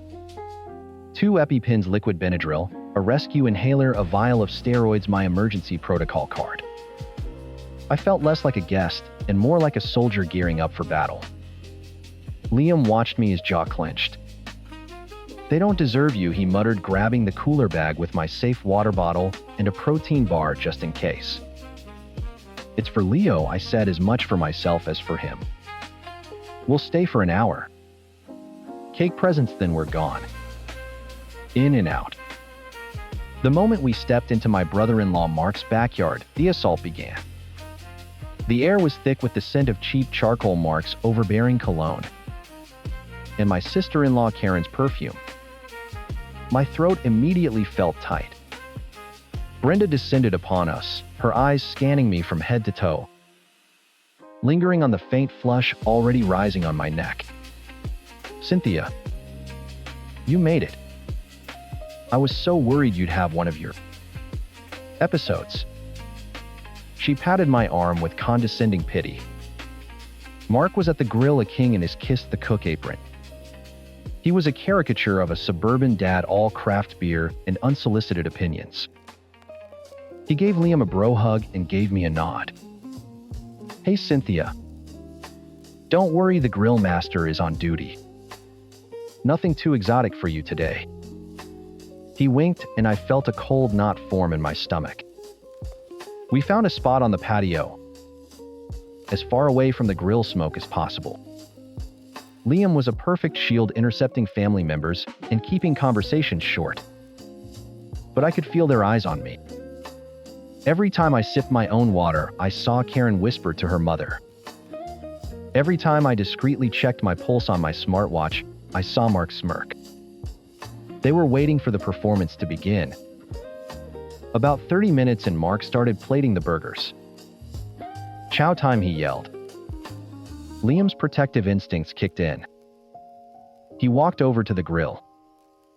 I watched from a distance, reading his body language. He was pointing at the patties, then at me. He came back with a plate carrying a single bunless burger patty. I watched him take it right off the grill, he assured me. I asked him 3 times. He swore it's 100% ground beef. No seasoning, no fillers. He even used a separate spatula. I looked at the patty. It looked fine. A little pale, maybe. But I was hungry, and refusing to eat would just add fuel to their fire. It would be another tally in the "Cynthia is a controlling drama queen" column. "Thank you," I said, giving Liam a grateful smile. I took a small bite. The texture was slightly off, a little soft, but I chalked it up to cheap meat. I ate about half of it, pushing the rest around my plate while pretending to be engaged in a conversation about Leo's new bike. But then it started. It began as a faint metallic taste in my mouth, a familiar, unwelcome harbinger. Then came the itch, a deep under the skin prickling that started in my scalp and crawled down my back. My stomach cramped, a low, ominous churn. "I'm not feeling great," I whispered to Liam, my voice suddenly thick. "My stomach is starting to hurt." He was on his feet in a second. "Okay. We're leaving. Right now." There were no long goodbyes. Liam just grabbed my arm and steered me toward the side gate, calling out a quick "Leo, happy birthday." "We've got to run." Brenda's voice cut through the party chatter. "Leaving so soon? Is the drama starting already?" We ignored her. We were almost to the gate, almost to the safety of our car, when Mark blocked our path. He was holding a spatula like a scepter, a greasy, triumphant grin plastered on his face. "Hey, where are you two off to?" he asked, his tone dripping with false innocence. "Cynthia's not feeling well." "We have to go," Liam said, his voice flat and cold. Mark's grin widened. He looked from Liam's grim face to my pale one, a flicker of something cruel and calculating in his eyes. He leaned in as if sharing a great secret. "Oh, that's a shame," he said, his voice dropping to a conspiratorial whisper. "I was just wondering what she thought of the burger." He paused, letting the moment hang in the air. "Pretty convincing for a plant-based patty, right? You can barely taste the soy and pea protein." The world tilted. For a second, the sound of the party kids laughing, Brenda's shrill voice, faded into a dull roar like I was underwater. All I could hear was the blood pounding in my ears and Mark's words echoing. Asterisk soy and pea protein. Asterisk.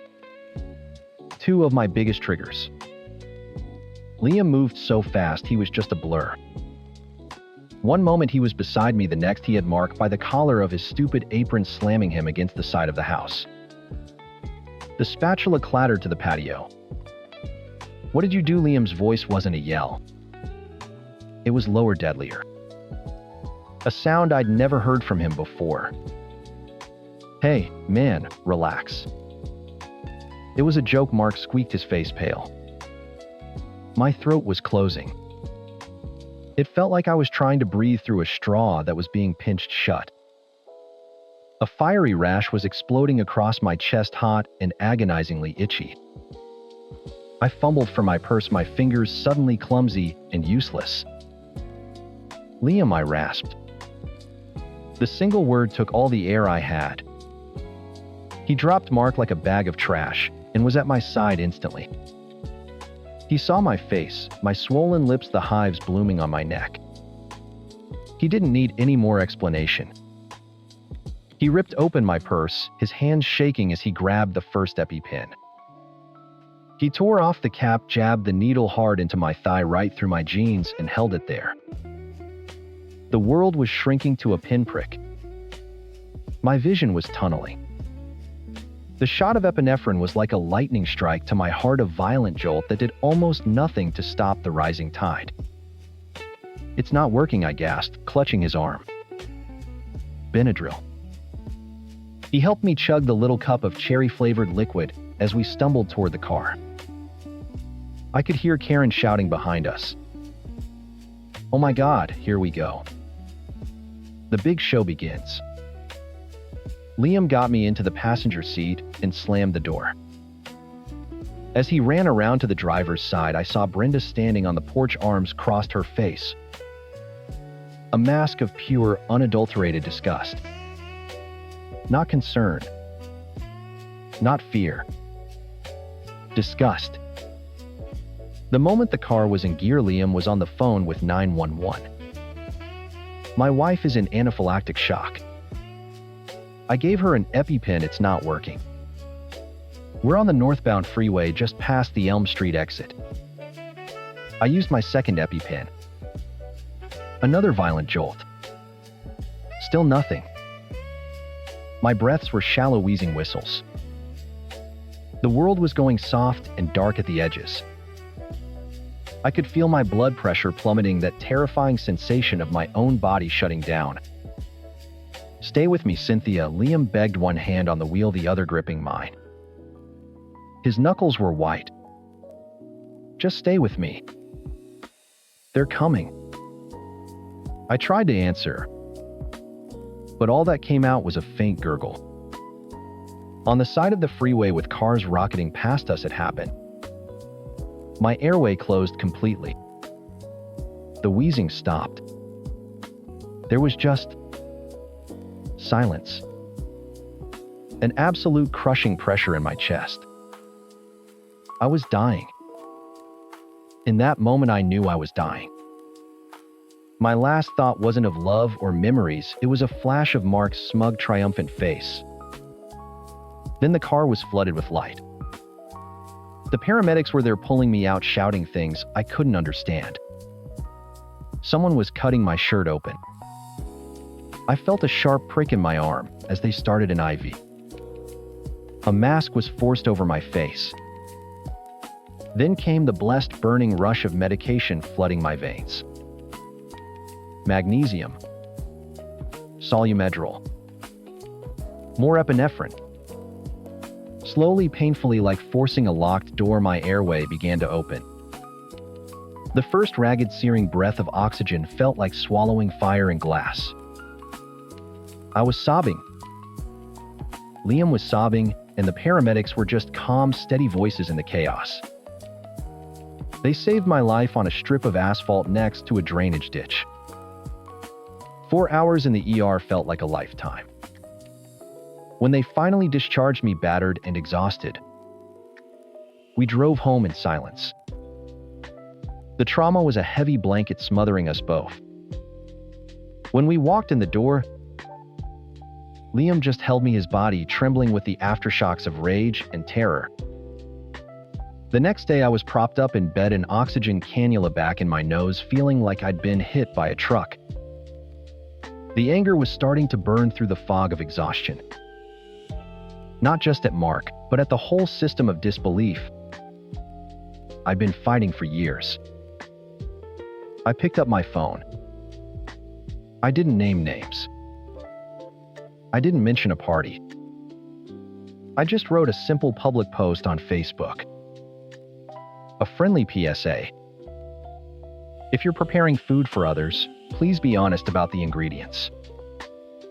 Secretly substituting things can have devastating, life-threatening consequences for people with food allergies and mast cell disorders. It isn't a cute trick. It's a dangerous gamble with someone else's life. I thought it was measured. I thought it was important. I was naive. Within 10 minutes, my phone blew up. It was a text from Karen. A wall of furious words. Asterisk, how dare you? You air our family business on the internet to make my brother look bad. You are the most disgusting, manipulative, attention-seeking person I have ever met. You have ruined this family. You are dead to me. And Liam is dead to me for choosing a psycho like you. Asterisk. My hands were shaking. Before I could even show Liam, my phone started ringing. It was Brenda. I put it on speaker. I have never in my entire life been so ashamed, she began, her voice quivering with theatrical rage. Do you have any idea what you've done? Mark is beside himself. You post that Times accusation Times online, trying to turn everyone against him. He made a mistake. A simple mistake. A mistake. Liam's voice was dangerously quiet.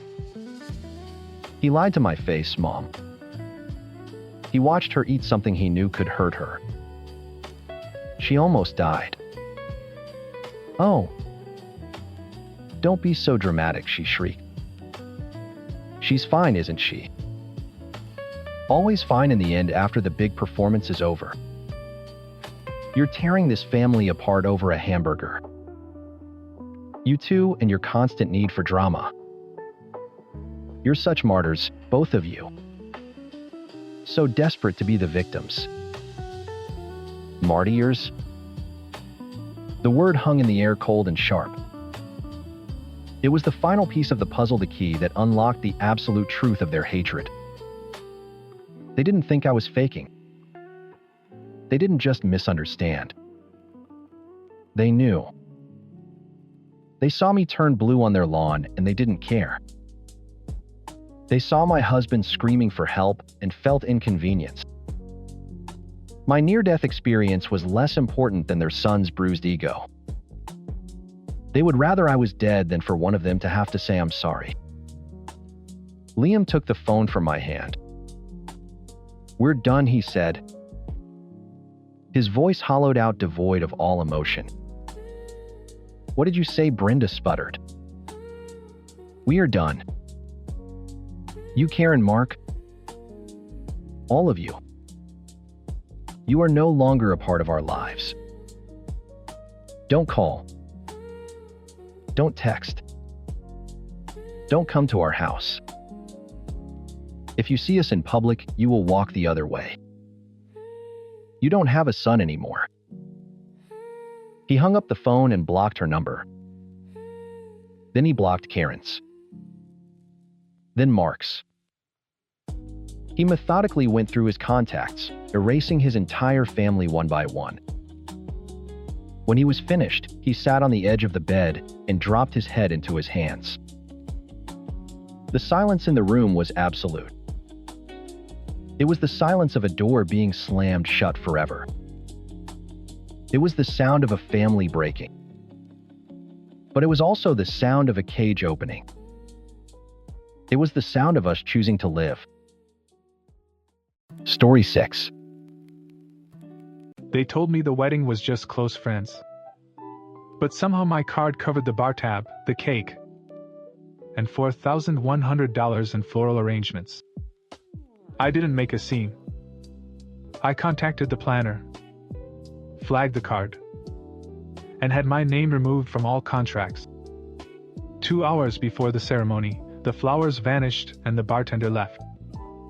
My dad texted, "Fix this. They're blaming us." I muted the chat. Then my dad called 23 times in a row. I wasn't invited to my own brother's wedding. No surprise there.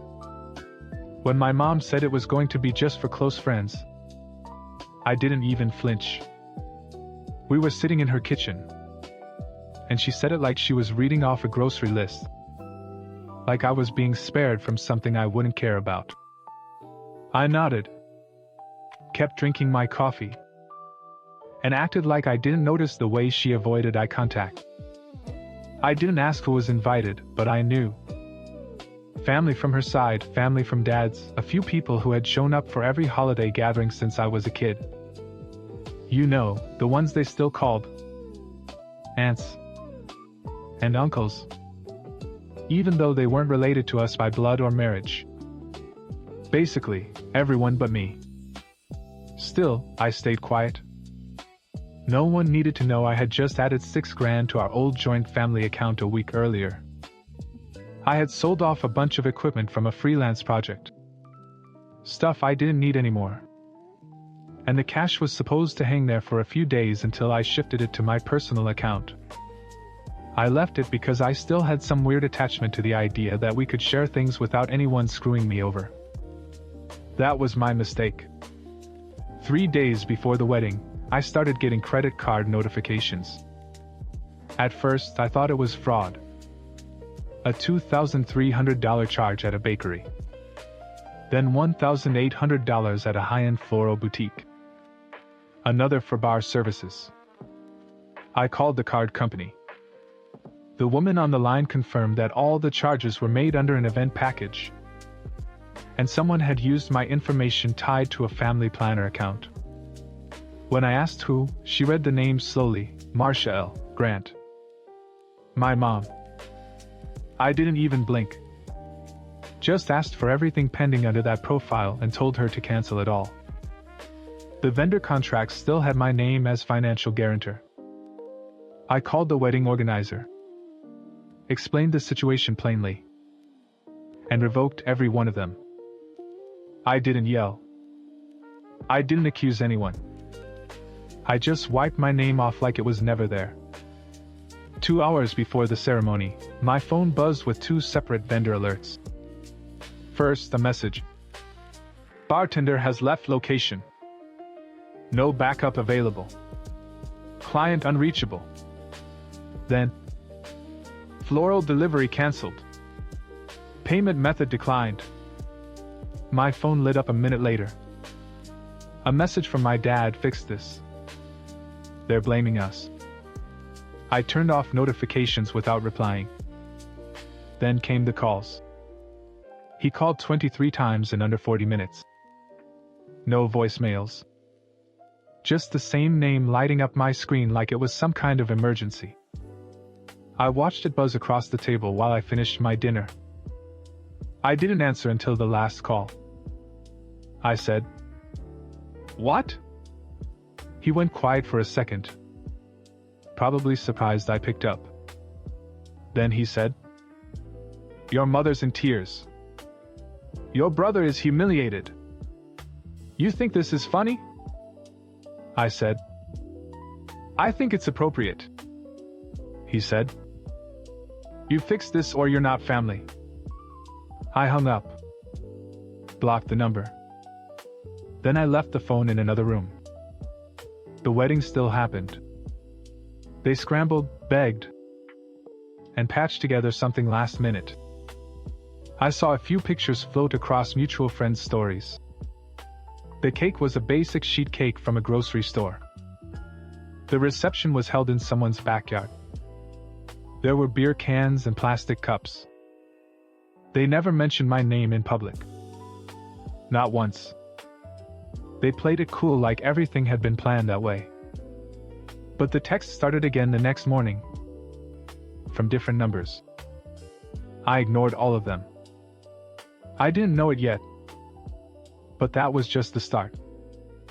The real fallout came fast.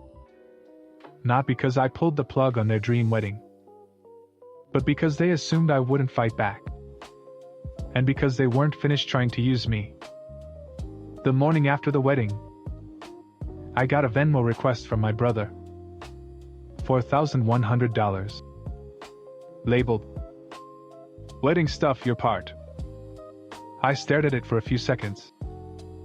Like maybe if I looked long enough, I'd understand what part of his brain thought that was a normal thing to do. I didn't decline it. I didn't reply. I just screenshotted it and archived it in a folder labeled attempts. By noon, I'd gotten 3 texts from my mom. All different tones. One emotional, one cold, one passive-aggressive. I didn't respond. Then a 4th message came from my aunt, saying I was tearing the family apart. That one made me laugh a little. I hadn't even been part of the family, according to them, just 3 days ago. I thought that would be it for a while. That they'd lick their wounds, maybe go silent, maybe pretend I didn't exist for another few months. But then things got weird. On Monday, I logged into our family's shared drive, something we used years ago to keep paperwork and documents, when we were helping Dad through a medical thing, and saw a new folder labeled Lucas's Obligations. Inside were PDFs, scans of receipts from the wedding, screenshots of text messages between my mom and vendors, and a type-out document with the title Agreements and Understandings. Family Support 2020 to 2025. They had backdated it. It was formatted like a legal agreement, full of vague statements about shared responsibility and family-funded events, with my name added into lines that sounded like I had signed off on everything. I hadn't. None of the signature fields were filled. It looked like something whipped together by someone who had only ever watched court dramas. I called a lawyer I knew from a freelance gig and asked them to take a quick look. They laughed and said it was useless. But weird, they added. And not something you ignore. Save everything. So I did. I backed it all up. Texts, emails, screenshots. Even the Venmo request.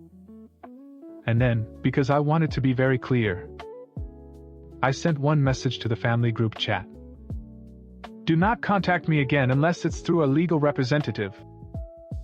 Everything else will be documented. Left it at that. 3 days later, I got a call from my work's HR. Someone had submitted an anonymous report claiming I was under investigation for financial misconduct outside the company. They said it didn't affect my employment, but they were required to check. It wasn't a stretch to guess who had done it. What they didn't realize was that I had just been promoted, that the company knew me, and that their little stunt had just opened a new door for me. One that let me start pulling threads that they had left hanging for years. See, they thought this was about a wedding. But I'd been quiet for a long time. Too long. A week passed. No texts. No calls. Just silence. But silence from my family never meant peace. It meant planning. Then the letters started. First one came in a white envelope with no return address. Just my name typed. Inside was a printed statement. Not even handwritten, accusing me of dereliction of family duty. Whatever that meant. It was signed. The family. Like I was getting warnings from a cult. I folded it up and slid it into the same attempts folder. Then one of my cousins messaged me from a new account saying, "They're putting together a statement to send to your work." I asked who they were. She didn't answer. Just said, "You didn't hear it from me." Which was code for, "I'm part of it but don't want to burn the bridge." It wasn't hard to piece it together. My parents had convinced a few relatives that I had committed some kind of betrayal by pulling my financial support. Like I was responsible for their budget collapse because I stopped letting them spend my money without asking. They tried to play it subtle, posting cryptic things on Facebook like, "Some people only want to be around when they're needed." And you raised them, you fed them, and still they betray you. The usual martyr stuff. What they didn't know was that I had started talking to my brother's ex. Her name was Valerie. They had dated for 3 years. And my family hated her for reasons that never made sense. She'd reached out after the wedding photos surfaced. Said she was sorry I had been treated like a stranger. I figured she was being polite. But then she mentioned something about an account. What account? I asked. She told me my brother had once bragged that their emergency wedding fund had gotten a boost from Lucas's little nest egg. I asked her when this happened. She said February. That was 2 months before I added the $6,000 to the joint account. Which meant they had known they were going to use my money before they told me I wasn't invited. They had probably planned it that way from the start. Use the cash, blame logistics, keep the party clean. Now it was revenge. So I started pulling everything. Every cent I had ever loaned, transferred, or contributed over the years. Family vacations I paid for. My dad's overdue taxes I helped clear. My mom's car registration fines. I made a spreadsheet and attached receipts. It was a slow burn. I wasn't going to demand repayment. I wasn't even going to send it to them. I was going to show it to someone else. Because buried in the middle of all that was a detail I had forgotten. I had once transferred $8,000 directly into my parents' joint savings account 2 years ago to help them avoid foreclosure. My name wasn't on the house. But the transfer had been made with a written understanding that they'd sign partial ownership if the mortgage cleared. They never did. And now they were about to need a lawyer. But I was patient. I didn't fire back right away. I let them post. Let them message. Let them scramble. Then one of them made a mistake. They sent a family-wide email accusing me of trying to sabotage my brother's marriage and threatening to remove me from the will permanently. That email went to one of my coworkers by accident. Her name is also Lucas, short for Lucinda. She forwarded it to me. And I knew the quiet part of this war was over. Once Lucinda forwarded me that email, everything shifted. It wasn't just petty anymore. It was public. The line had been crossed. So I replied to the email thread. Not emotionally. Just with a screenshot showing they had sent it to the wrong person. I added one sentence. You might want to be more careful. Then I did nothing else for 2 days. They stayed quiet after that. I think they realized they messed up. But they didn't know how badly. I didn't hear anything until Saturday night, when I got a call from Valerie again. This time she didn't bother with pleasantries. She told me my parents had filed something in small claims court. They're trying to sue you, she said, for damages to the wedding. I honestly laughed. They were suing me for canceling services I paid for an event I wasn't invited to. The paperwork hadn't arrived yet, but I knew it was coming.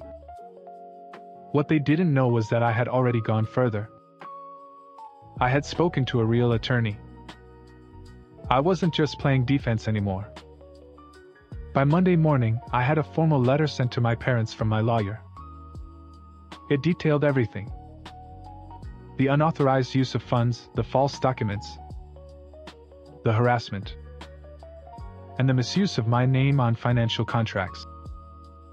But it also included something else. The property transfer agreement. My lawyer asked for the original $8,000 to be returned immediately, or for a partial title adjustment to reflect the agreed support. No threats. Just legal clarity. She gave them 2 weeks. That's when everything exploded. First, my cousin Amy went on Facebook and made a long post about entitled children who think helping their parents makes them landlords. Then my uncle posted a meme about narcissists pretending to be victims. I didn't reply to any of it. Neither did Valerie, though she kept sending me screenshots like we were building a scrapbook.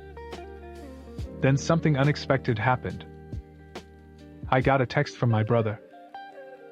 It just said, "I didn't know about the $8,000. They told me it was a gift from Mom's savings. I'm sorry." I didn't reply. Not because I didn't believe him, but because it didn't change anything. He had let them use me. Whether he knew the numbers or not, he knew I wasn't invited and didn't say a word. That kind of silence doesn't go away with one text.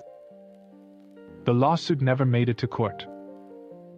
My lawyer filed a preemptive notice that spooked them into backing down. A week later, I got a message from an unknown number, my mom. "Tell your lawyer to drop this. We're family." I blocked it.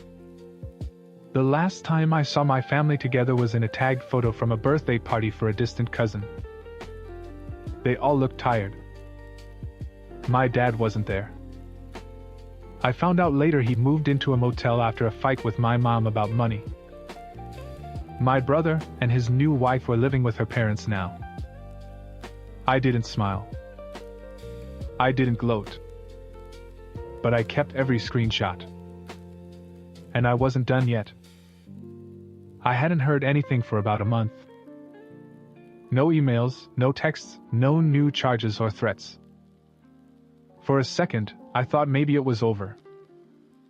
Not forgiven. Just exhausted. Like they'd burned themselves out trying to spin the story and finally gave up. But then something strange happened. I went to withdraw money from one of my old bank accounts and saw it had been frozen. Not empty. Frozen. It was a shared account I'd forgotten about. One I used years ago when I was helping my dad with his small landscaping business. I had left a couple thousand in there. Completely off my radar until that day. I called the bank. They told me there had been a flagged attempt to transfer the full balance to a new business entity. An LLC I'd never heard of. The account had been frozen due to a mismatch in the authorization signature. The rep asked if I knew someone named Craig Barrett. I didn't. But I Googled the name. It was the name of my father's longtime friend. A guy who had done odd jobs with him on and off. I found an LLC registered under Craig's name. Filed less than 2 weeks earlier. The business name? Grant Family Enterprises. My last name. I dug deeper. The LLC used my dad's home address. And the application listed a financial co-signer. Email. It was mine. Not an actual business email, but a fake one. My name with a number added. Hosted on some throwaway domain. It looked just real enough to pass unless someone checked. I brought it to my lawyer. She got very quiet. The forgery wasn't just amateur. It was criminal. We filed a fraud report and submitted a request to subpoena the records. Meanwhile, I checked with other financial institutions I'd had connections to. Just in case. That's when I found another gem. My dad had tried to co-sign a loan using an old investment account I had partially funded years ago. The loan hadn't gone through. He was denied. But the attempt was on record. He'd used a fake email for that too. This time with my full name. Now I understood the sudden silence. They hadn't gone quiet. They had just gone dark. Moving under the radar, setting things up. Hoping I wouldn't notice until it was too late. But they had underestimated how much I'd grown used to watching them. And how long I'd been waiting to put distance between us in a way they couldn't claw back from. I escalated everything. A full fraud case was filed. Bank accounts were reviewed. My lawyer filed for a formal cease and desist and began gathering material for a potential civil case. I didn't post anything. I didn't even tell friends. Until Valerie sent me another message. She'd been contacted by my mom. Please convince Lucas to stop this. He's going to destroy the family. Valerie sent me screenshots. They blamed her for giving me fuel. Said she'd let bitterness become poison. And then the kicker. My mom said if I didn't back off, she'd go to the press. We still have people who listen. That was when I finally realized. This wasn't desperation anymore. It was war.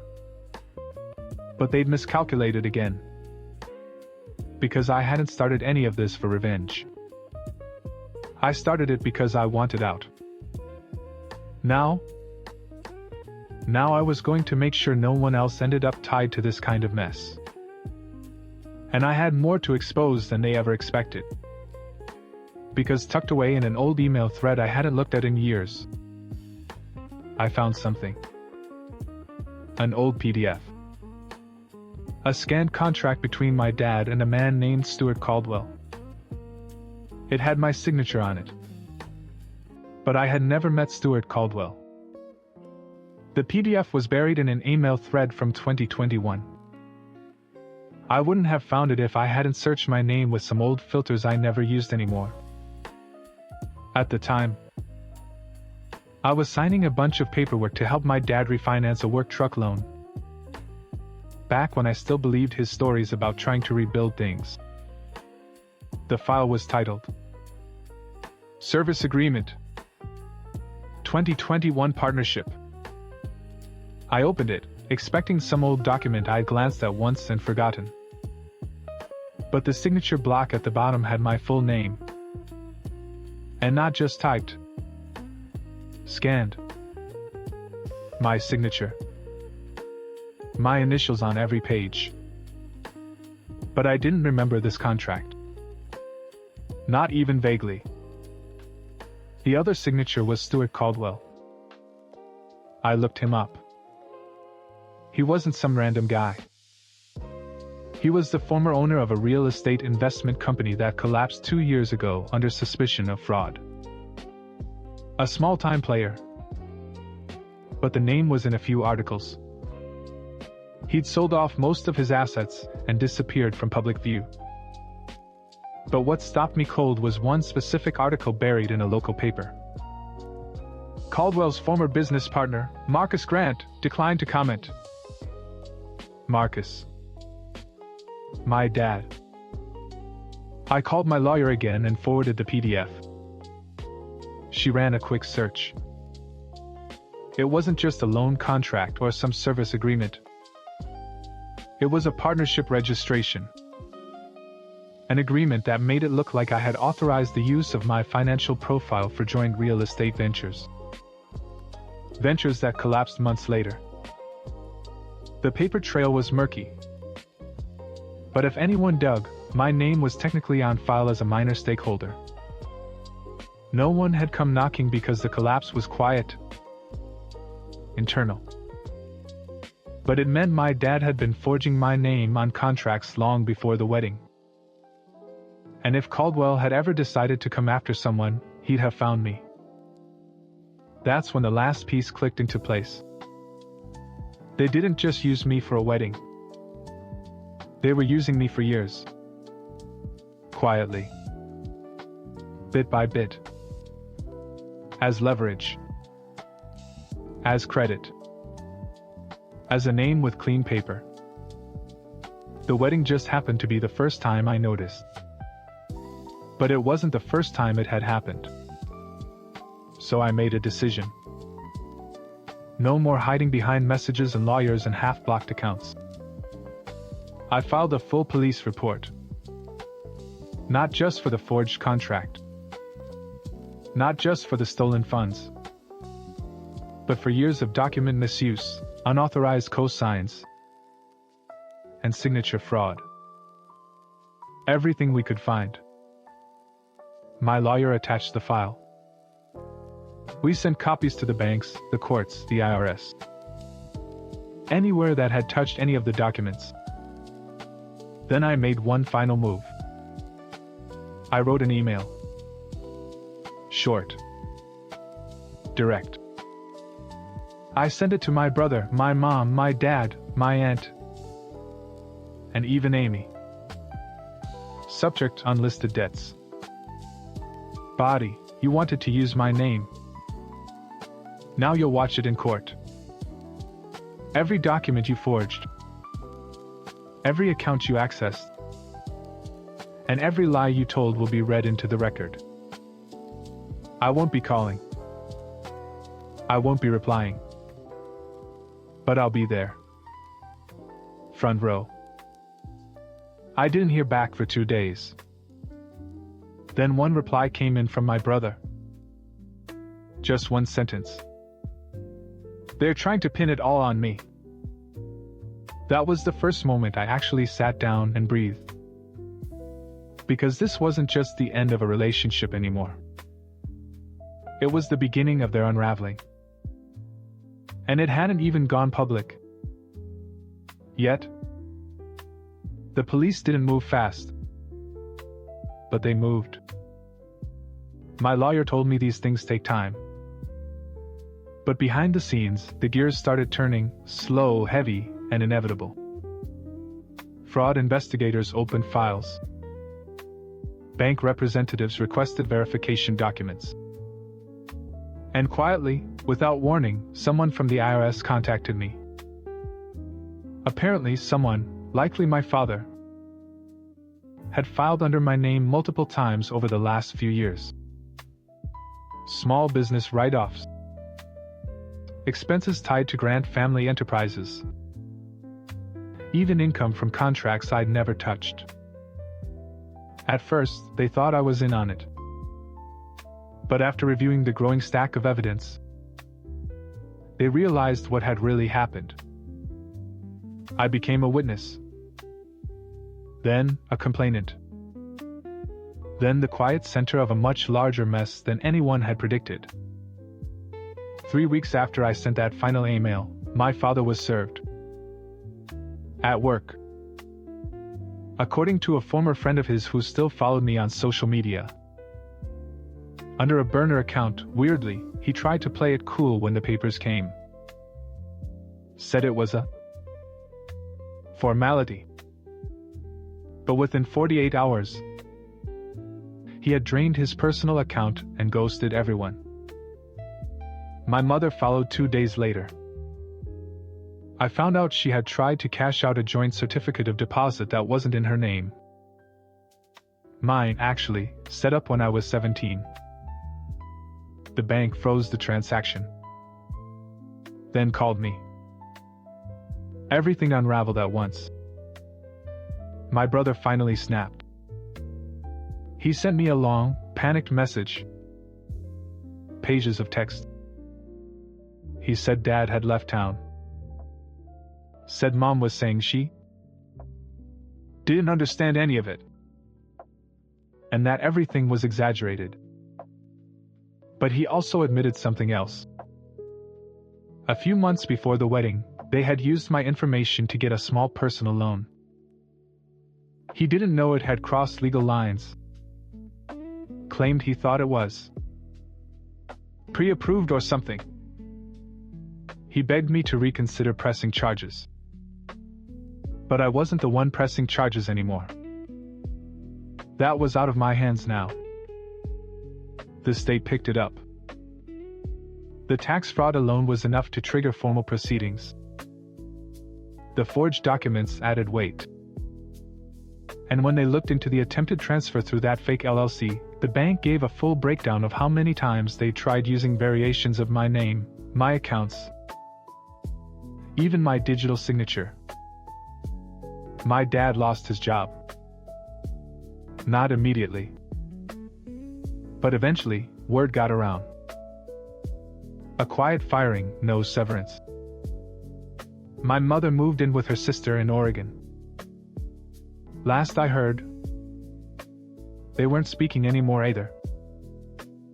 And my brother? He left town. I don't know where. Valerie told me he'd messaged her too.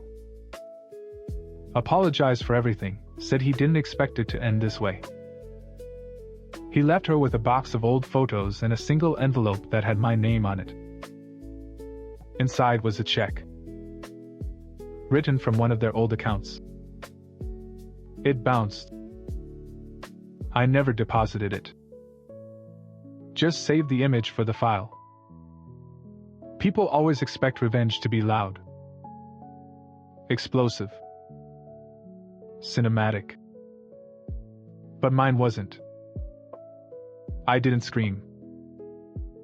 I didn't show up to ruin anyone's moment. I just removed my name, slowly. Everywhere they had planted it. Like pulling weeds. The last step was closing the joint account for good. I left exactly $1 inside before shutting it down. No memo. No message. Just enough for them to know I had the final word. A few months later, someone emailed me from a real estate office in Florida. They asked if I knew a Marcus Grant trying to use me as a character reference. I said no. That was the last time anyone asked me about my family. And honestly, I hope it stays that way. Story 7. The first 7 years of my life are a highlight reel of things I'd rather forget.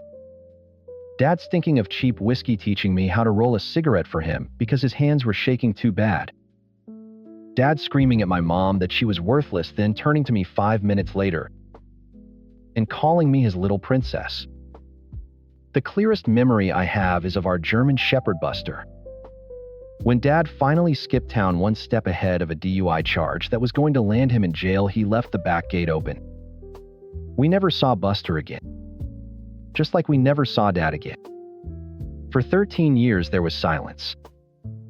13 years of my mom working 2 jobs, of us moving into a smaller apartment, of me learning that the word father was just something other people had. Then last Tuesday, a Facebook message notification popped up on my phone. The profile picture was a blurry, pixelated shot of a man I barely recognized squinting into the sun. The name was Rick Miller. My father's name. * Rick Miller times Hey Shelly Bean. It's your dad. My thumb hovered over the block button. My heart was a jackhammer against my ribs. * Rick Miller times I know it's been a long time. Too long. I think about you every day. I heard you might be in a tight spot. Your mom mentioned it to your aunt, who mentioned it to your uncle. You know how family talks. My rent was 2 weeks late. My landlord, a patient man, had finally run out of patience. An eviction notice was taped to my door. How did he know? * Me times. What do you want? * Rick Miller times. To reconnect. To help. A father should help his daughter. My brother, your Uncle Steve. He wants to help you out. But he wants me to be the one to give it to you. A family thing. He's willing to send some cash to get you back on your feet. A lot of cash. My fingers trembled. I hated myself for it, but a sick little flicker of hope ignited in my gut. $1,500. That was the number my mom had mentioned needing. It would cover my back rent and keep me afloat for another month. Asterisk me times I don't understand. Asterisk Rick Miller times. We can talk about it. Let's meet up. For coffee. Tomorrow. Please, Shelley. For me. He sent a time and a place, a grimy diner downtown I'd never been to. Against every instinct screaming inside me, I typed back 2 words. Asterisk me times fine. I'll be there. The man sitting in the sticky vinyl booth looked like a ghost of the father I remembered. His face was a roadmap of burst blood vessels, his hair thin and greasy. He wore a stained windbreaker despite the heat inside the diner, and his eyes, those same pale blue eyes, darted around the room like cornered animals. He didn't look like someone who could help anyone. He looked homeless. Shelley Bean. He rasped a grin, stretching his chapped lips. It didn't reach his eyes. He smelled like stale cigarettes and desperation. I didn't sit down. What is this about? Where's the money from Uncle Steve? He motioned to the seat across from him. Sit. Come on. Let your old man look at you.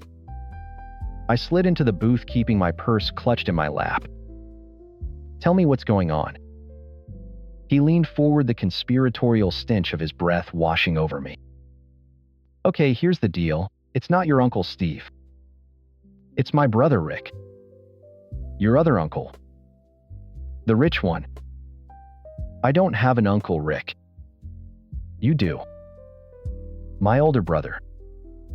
We had a falling out. He's a real straight arrow, you know. Thinks I'm a screw-up. He gave a weak, wheezing laugh. Anyway, he won't send me a dime. The bastard. But he heard through the grapevine that my daughter, his only niece, was in trouble. He's got a soft spot.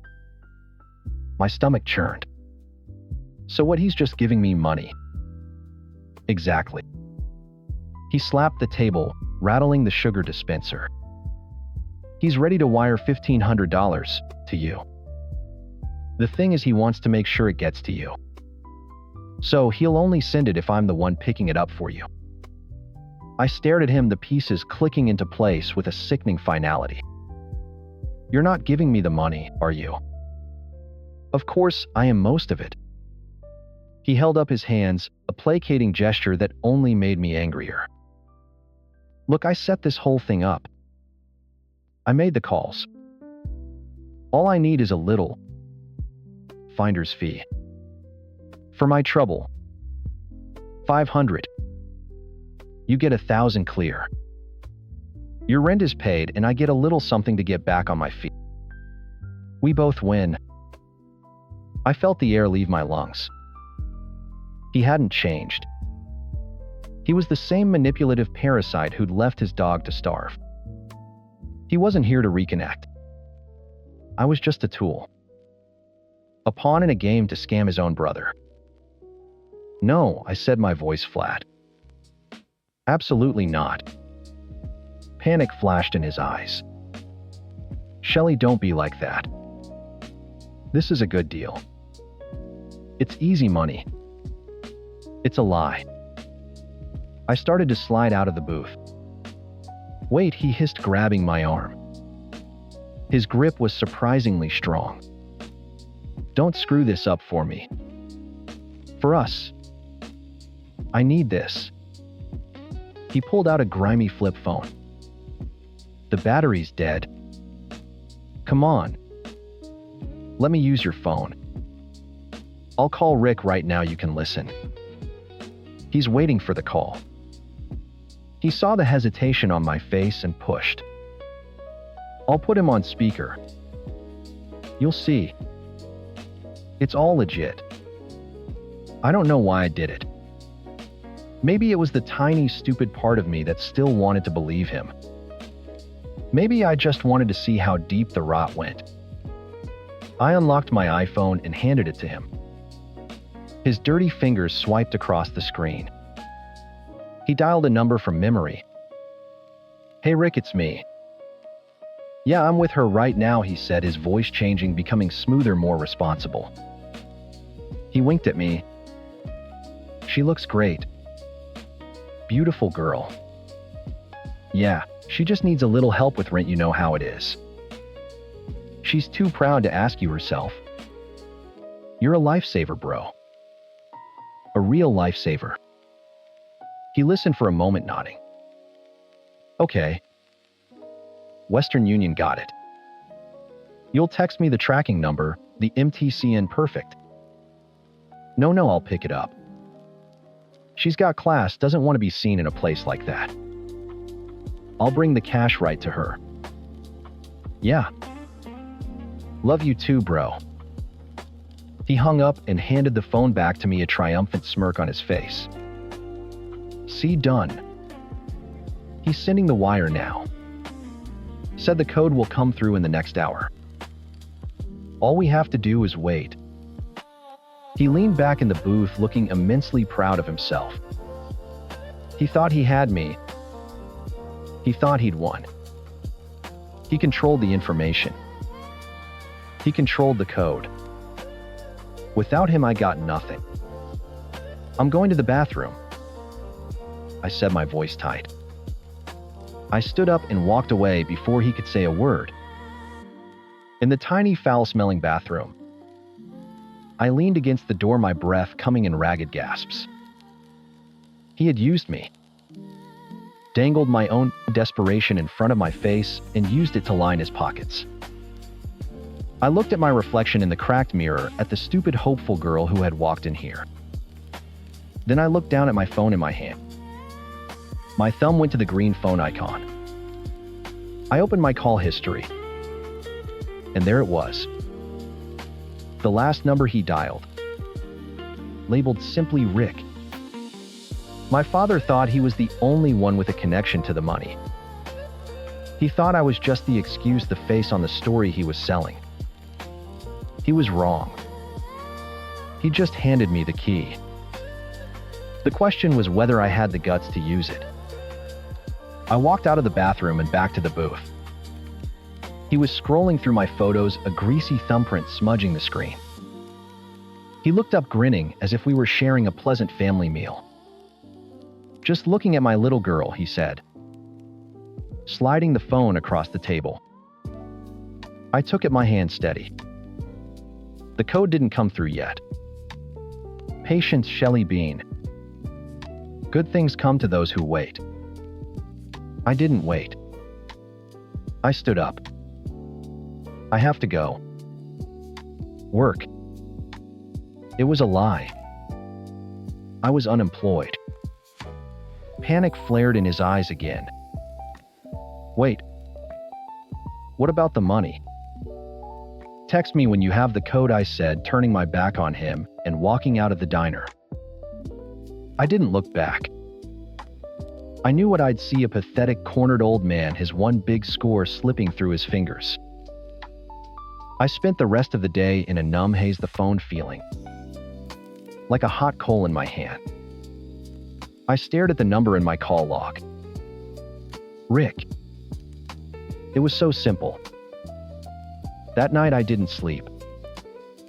I just lay in the dark, listening to the city sounds outside my window, the highlight reel of my childhood playing on a loop in my head. Him leaving the gate open. The frantic search for Buster. The silence that followed. By morning, the numbness was gone. It had hardened into something cold and clear. Resolve. I made coffee, sat at my small kitchen table, and tapped the number. It rang twice before a man answered, his voice calm and professional. Hello. Is this Rick? I asked, my own voice surprisingly even. It is. Who's this? I took a breath. My name is Shelley Miller. I'm Rick Miller's daughter. I think you spoke to him on my phone yesterday. There was a pause on the other end. Shelley? Yes. Of course. Is everything all right? Did you get the help you needed? Here it was. The moment of truth. I could have just asked for the number, but I wanted him to know.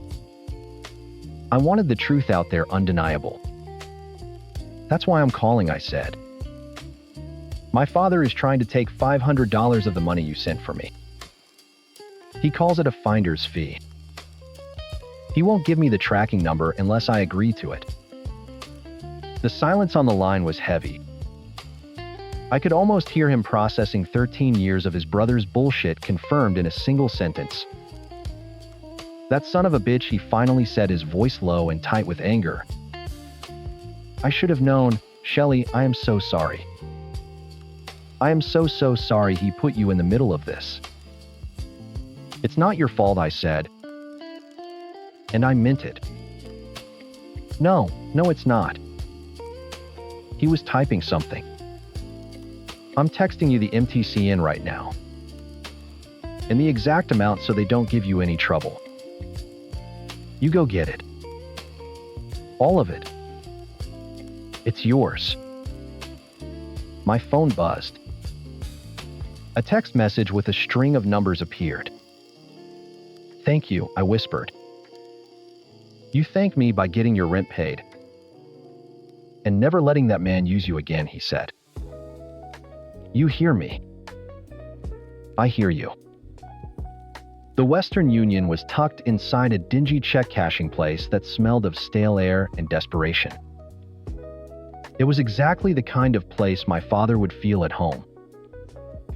I walked up to the plexiglass window, pushed my ID and the tracking number under the slot, and held my breath. The woman on the other side typed for what felt like an eternity. She squinted at her screen, then at me. Finally, she fed a stack of bills into the counting machine. The whirring sound was the most beautiful thing I'd ever heard. She pushed 15 $100 bills through the slot. Have a nice day, she said, already looking past me to the next person in line. I tucked the cash into my purse, my fingers trembling as I snapped it shut. I walked out into the bright sunlight feeling 10 pounds lighter. I had done it. As if on cue, my phone started ringing. Dad. I let it go to voicemail. I walked the 10 blocks to my apartment building.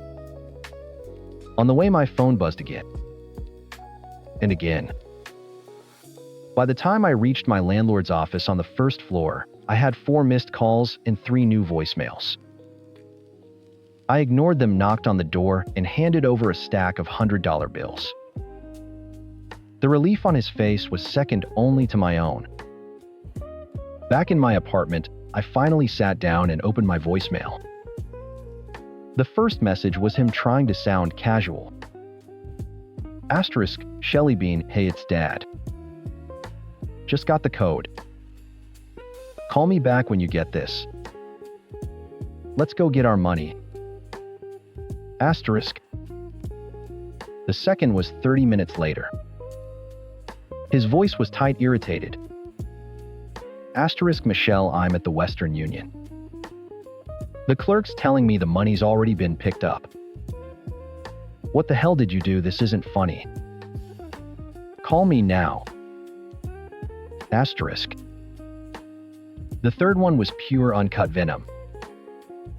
The man from the diner was gone, replaced by the monster from my childhood. Asterisk. You little bitch, you went behind my back. You stole from me. After everything I did for you. Setting this all up. You think you're so smart. You're nothing but a worthless little tramp. Just like your mother. You will regret this. You hear me? You will regret this. Asterisk. I didn't feel scared. I didn't feel sad. I felt nothing but a profound sense of finality. He'd confirmed it all. The reconnection was a lie. The concern was a lie.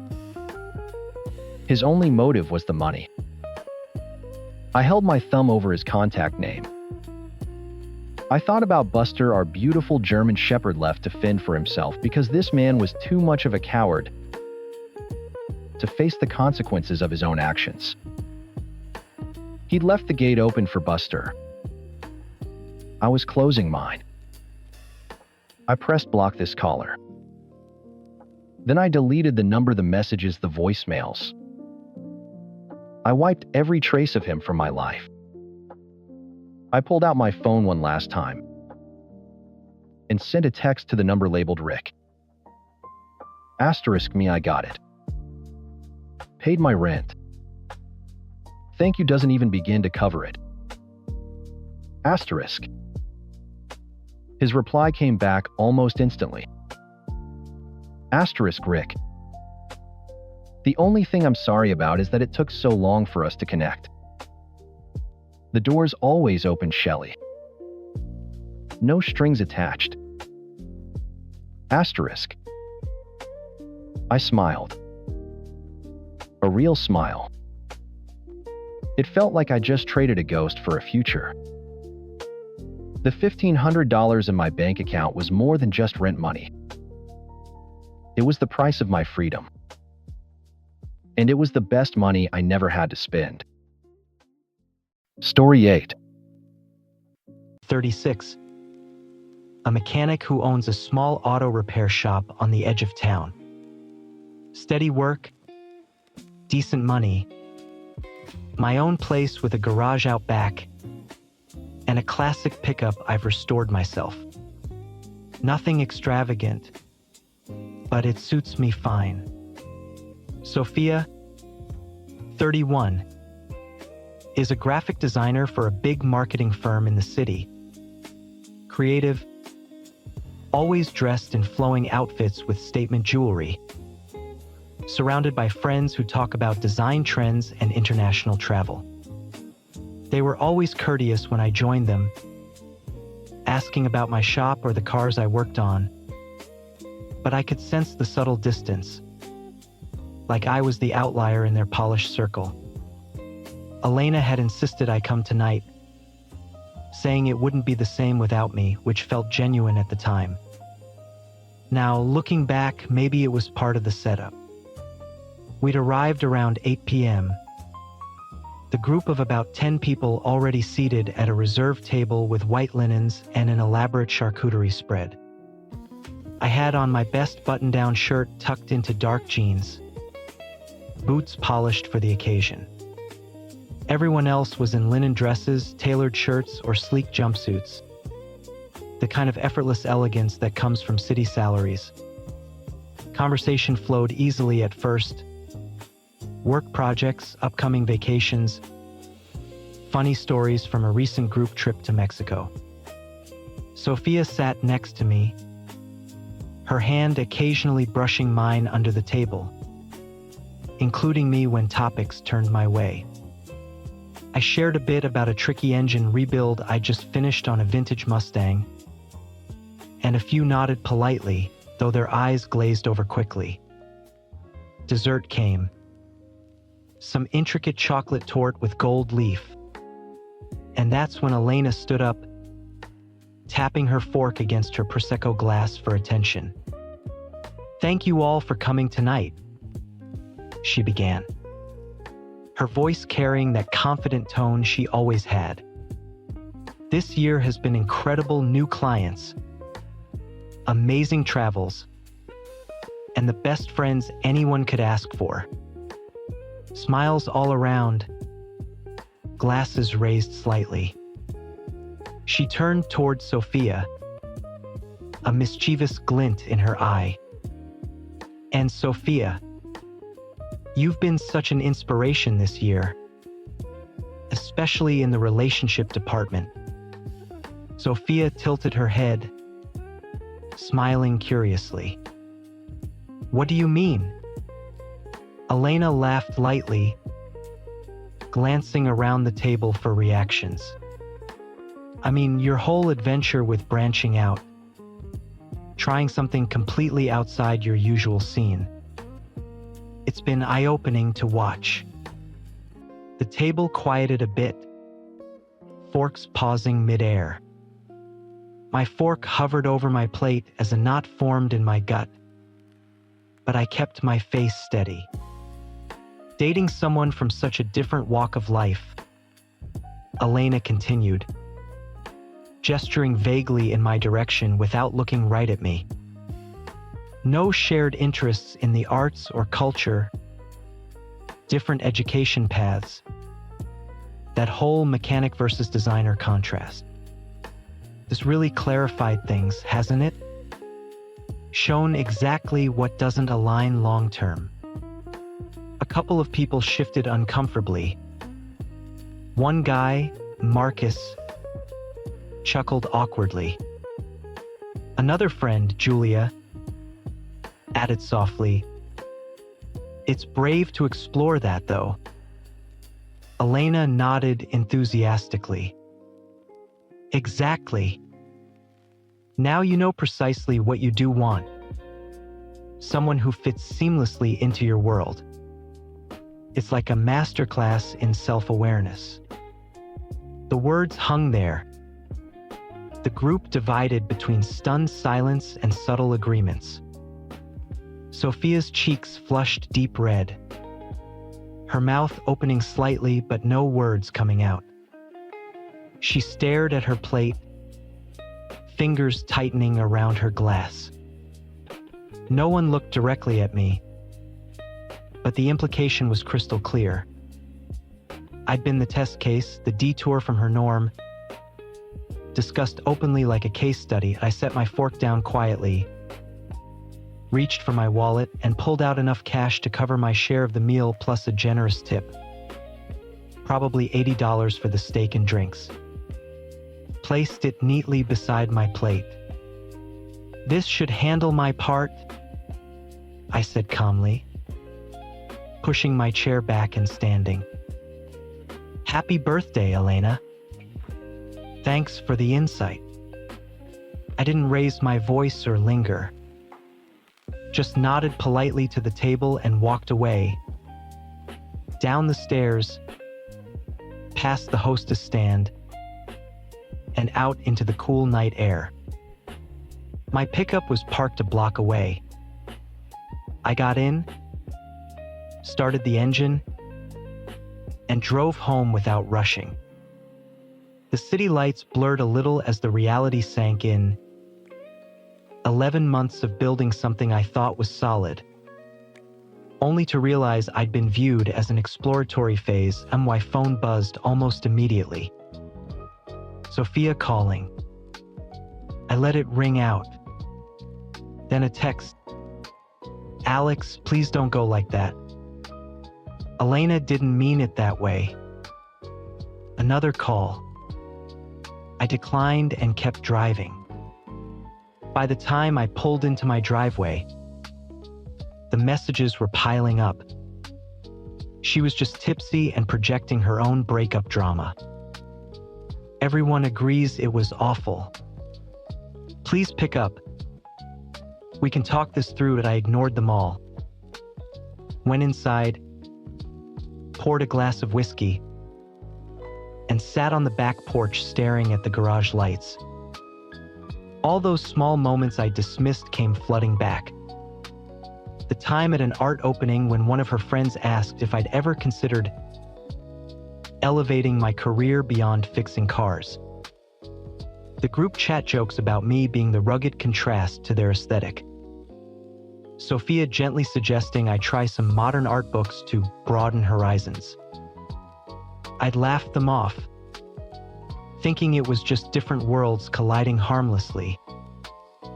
Around midnight, I heard tires on gravel. Looked out the window, Sophia's sleek hybrid parked out front. She knocked softly at first, then more insistently. "Alex, I know you're home. Please, just open the door." I stayed silent, lights off in the living room. She waited on the porch for 20 minutes, then sat in her car another half hour before finally leaving. Next morning, a bouquet of lilies appeared on my doorstep with a card. I'm so sorry. What we have is real. Don't let one stupid comment ruin it. I dropped them straight into the trash bin. 2 days later, things escalated. I was under a lifted SUV at the shop, diagnosing a transmission issue, when my lead tech, Carlos, poked his head in. "Boss, there's a lady out front asking for you. Says it's personal."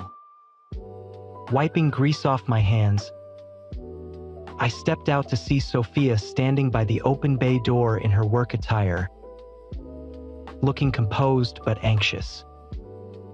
"You shouldn't come here," I said, keeping my voice low so the guys wouldn't overhear too much. "Just 5 minutes, Alex. Please." She clasped her hands together. Elena crossed a line, and I've already told her she's out of line completely. "When did you tell her that?" "Because at the table you said nothing." I froze. I couldn't process it fast enough. She blindsided everyone. Blindsided you with something you'd apparently discussed before. The words came out even no yelling. A couple customers glanced over curiously. "That's not true." "Alex, you know I adore you. I know how your circle sees me. And I know silence when something hurtful is said about me means agreement." She glanced around, noticing the subtle attention from my team. "Please, let's meet tonight. Dinner, coffee, anything. I don't want to lose this." There's nothing left to lose. I turned and walked back into the shop. She lingered for a bit before driving off. That evening brought a new tactic. My phone rang with an unknown number. Turned out to be Sophia's brother, Derek, whom I'd met at a few family barbecues. He was always straightforward. "Alex, man." Sophia filled me in on the birthday mess. "That was messed up what her friend said. Appreciate you saying that. She's devastated. Hasn't stopped talking about how much she screwed up by not speaking up. I'm sorry she's upset, but this isn't fixable with apologies now. Look, I get it, but my sister really cares. She's not the type to play games." Her friend described our relationship as an adventure in branching out to figure out what doesn't fit. And she sat there. Long pause on his end. "You think she sees you that way?" I think her silence confirmed it. Different worlds are fine if both people bridge them equally. This felt one-sided. He tried a few more angles, but I held firm. Ended the call politely. The next afternoon, my phone lit up again, this time my sister Lisa. "Alex, what the hell is going on? Your girlfriend just called me crying." "Ex-girlfriend. She said you two had a big misunderstanding and asked if I'd talk sense into you. Said she found my number through your shop's website contact form or something. That's persistent." I told her family stays out of this stuff, but she sounded desperate.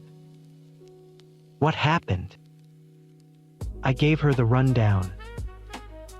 The speech, the lack of defense, the pattern of subtle digs I'd ignored. "Wait. Her friend basically called you a trial run in front of everyone." "Pretty much. And she didn't shut it down?" Nope. Then good riddance. You deserve someone who brags about you, not someone embarrassed when their friends point out differences. We talked a while longer. Her support helped solidify things. Later that day, a text from Sophia's phone. "This is Elena. I borrowed it because I know you'd block mine. I owe you the biggest apology. I almost ignored it, but curiosity won." What she said was unforgivable. I was drinking and dealing with my own recent split. Projecting hard. Doesn't excuse it. No, it doesn't. I've spoken to Sophia. She's heartbroken. She talks about you all the time, how grounded you make her feel. Then why the speech? I twisted something she'd mentioned once in passing about navigating different backgrounds. It wasn't how she truly saw things. So she'd used those words before. Not exactly like that. Look, we're a pretentious bunch sometimes, used to our bubble. But Sophia stepped outside it because she wanted you, not as an experiment. The conversation dragged on. She admitted to snobbery in their group, but insisted Sophia's feelings were real. It planted a tiny seed of doubt. Maybe I'd overreacted. Maybe one drunk rant didn't define everything. A week passed with no contact from me. I threw myself into work. Long days restoring a '67 Camaro for a client. Evenings tinkering in my own garage. Memories kept surfacing, though. Like 3 weeks ago when Sophia suggested a weekend at an exclusive coastal art retreat. When I mentioned the cost, she offered to cover most of it, saying casually, "I know the shop has variable income." I'd taken it as thoughtful. Now it felt like accommodation for my level. Or at her firm's holiday party last month, when a colleague joked about designers dating real-world guys for inspiration. She laughed it off nervously, steering conversation away instead of correcting him. 2 months back, she'd forwarded me listings for vocational management courses, saying gently, "If you ever wanted to grow the business bigger, these could help." I'd said I was content running things hands-on. She'd nodded but looked disappointed. Patterns I'd excused as caring now looked like quiet reshaping. Finally, I decided clarity was needed. Called her from the shop during a slow afternoon. "Alex." Her voice cracked with hope. "Thank you for calling. Sophia, I've thought it through. We're finished." "No. Please hear me out. I am. You say you care. But when it mattered most, you stayed quiet while I was reduced to a lesson in incompatibility." I was stunned. I should have jumped in immediately. I've regretted it every second. Regret now doesn't erase the moment. And it doesn't erase the buildup. I'll cut ties with anyone who disrespects you. Elena's already on thin ice. It's not just her. It's the hesitation I saw in you too. She pleaded for another chance. Dinner, therapy, even meeting her parents sooner than planned. I stayed firm. That evening she appeared at my door, eyes puffy, holding a small sketchbook. "I made this for you. Designs inspired by your shop. the cars you love. I took it but didn't open it. Sophia, one honest question. Anything. Before Elena's speech.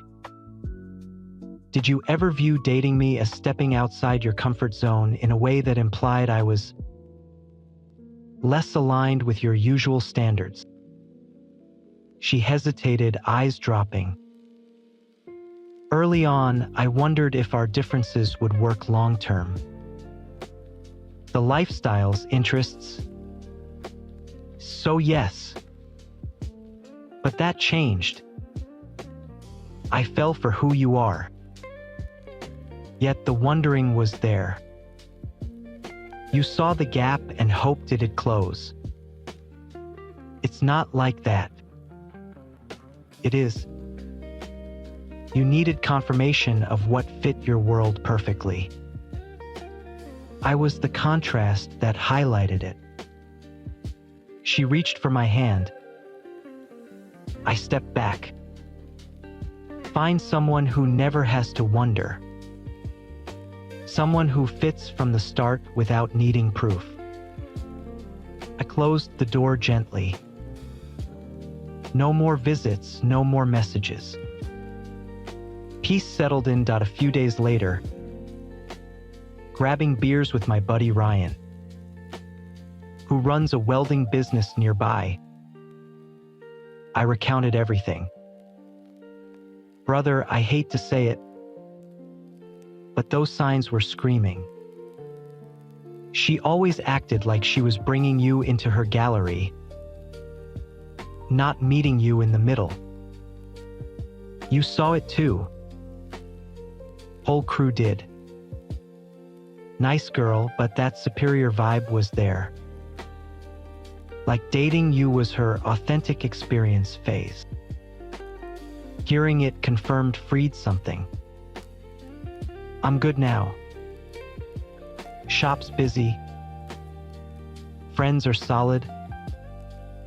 Life's uncomplicated again. Walking away quietly, covering my tab, refusing the please. That was all the closure needed. Elena's outburst ripped off the Band-Aid, revealing the truth underneath. Sophia learned what she truly wanted.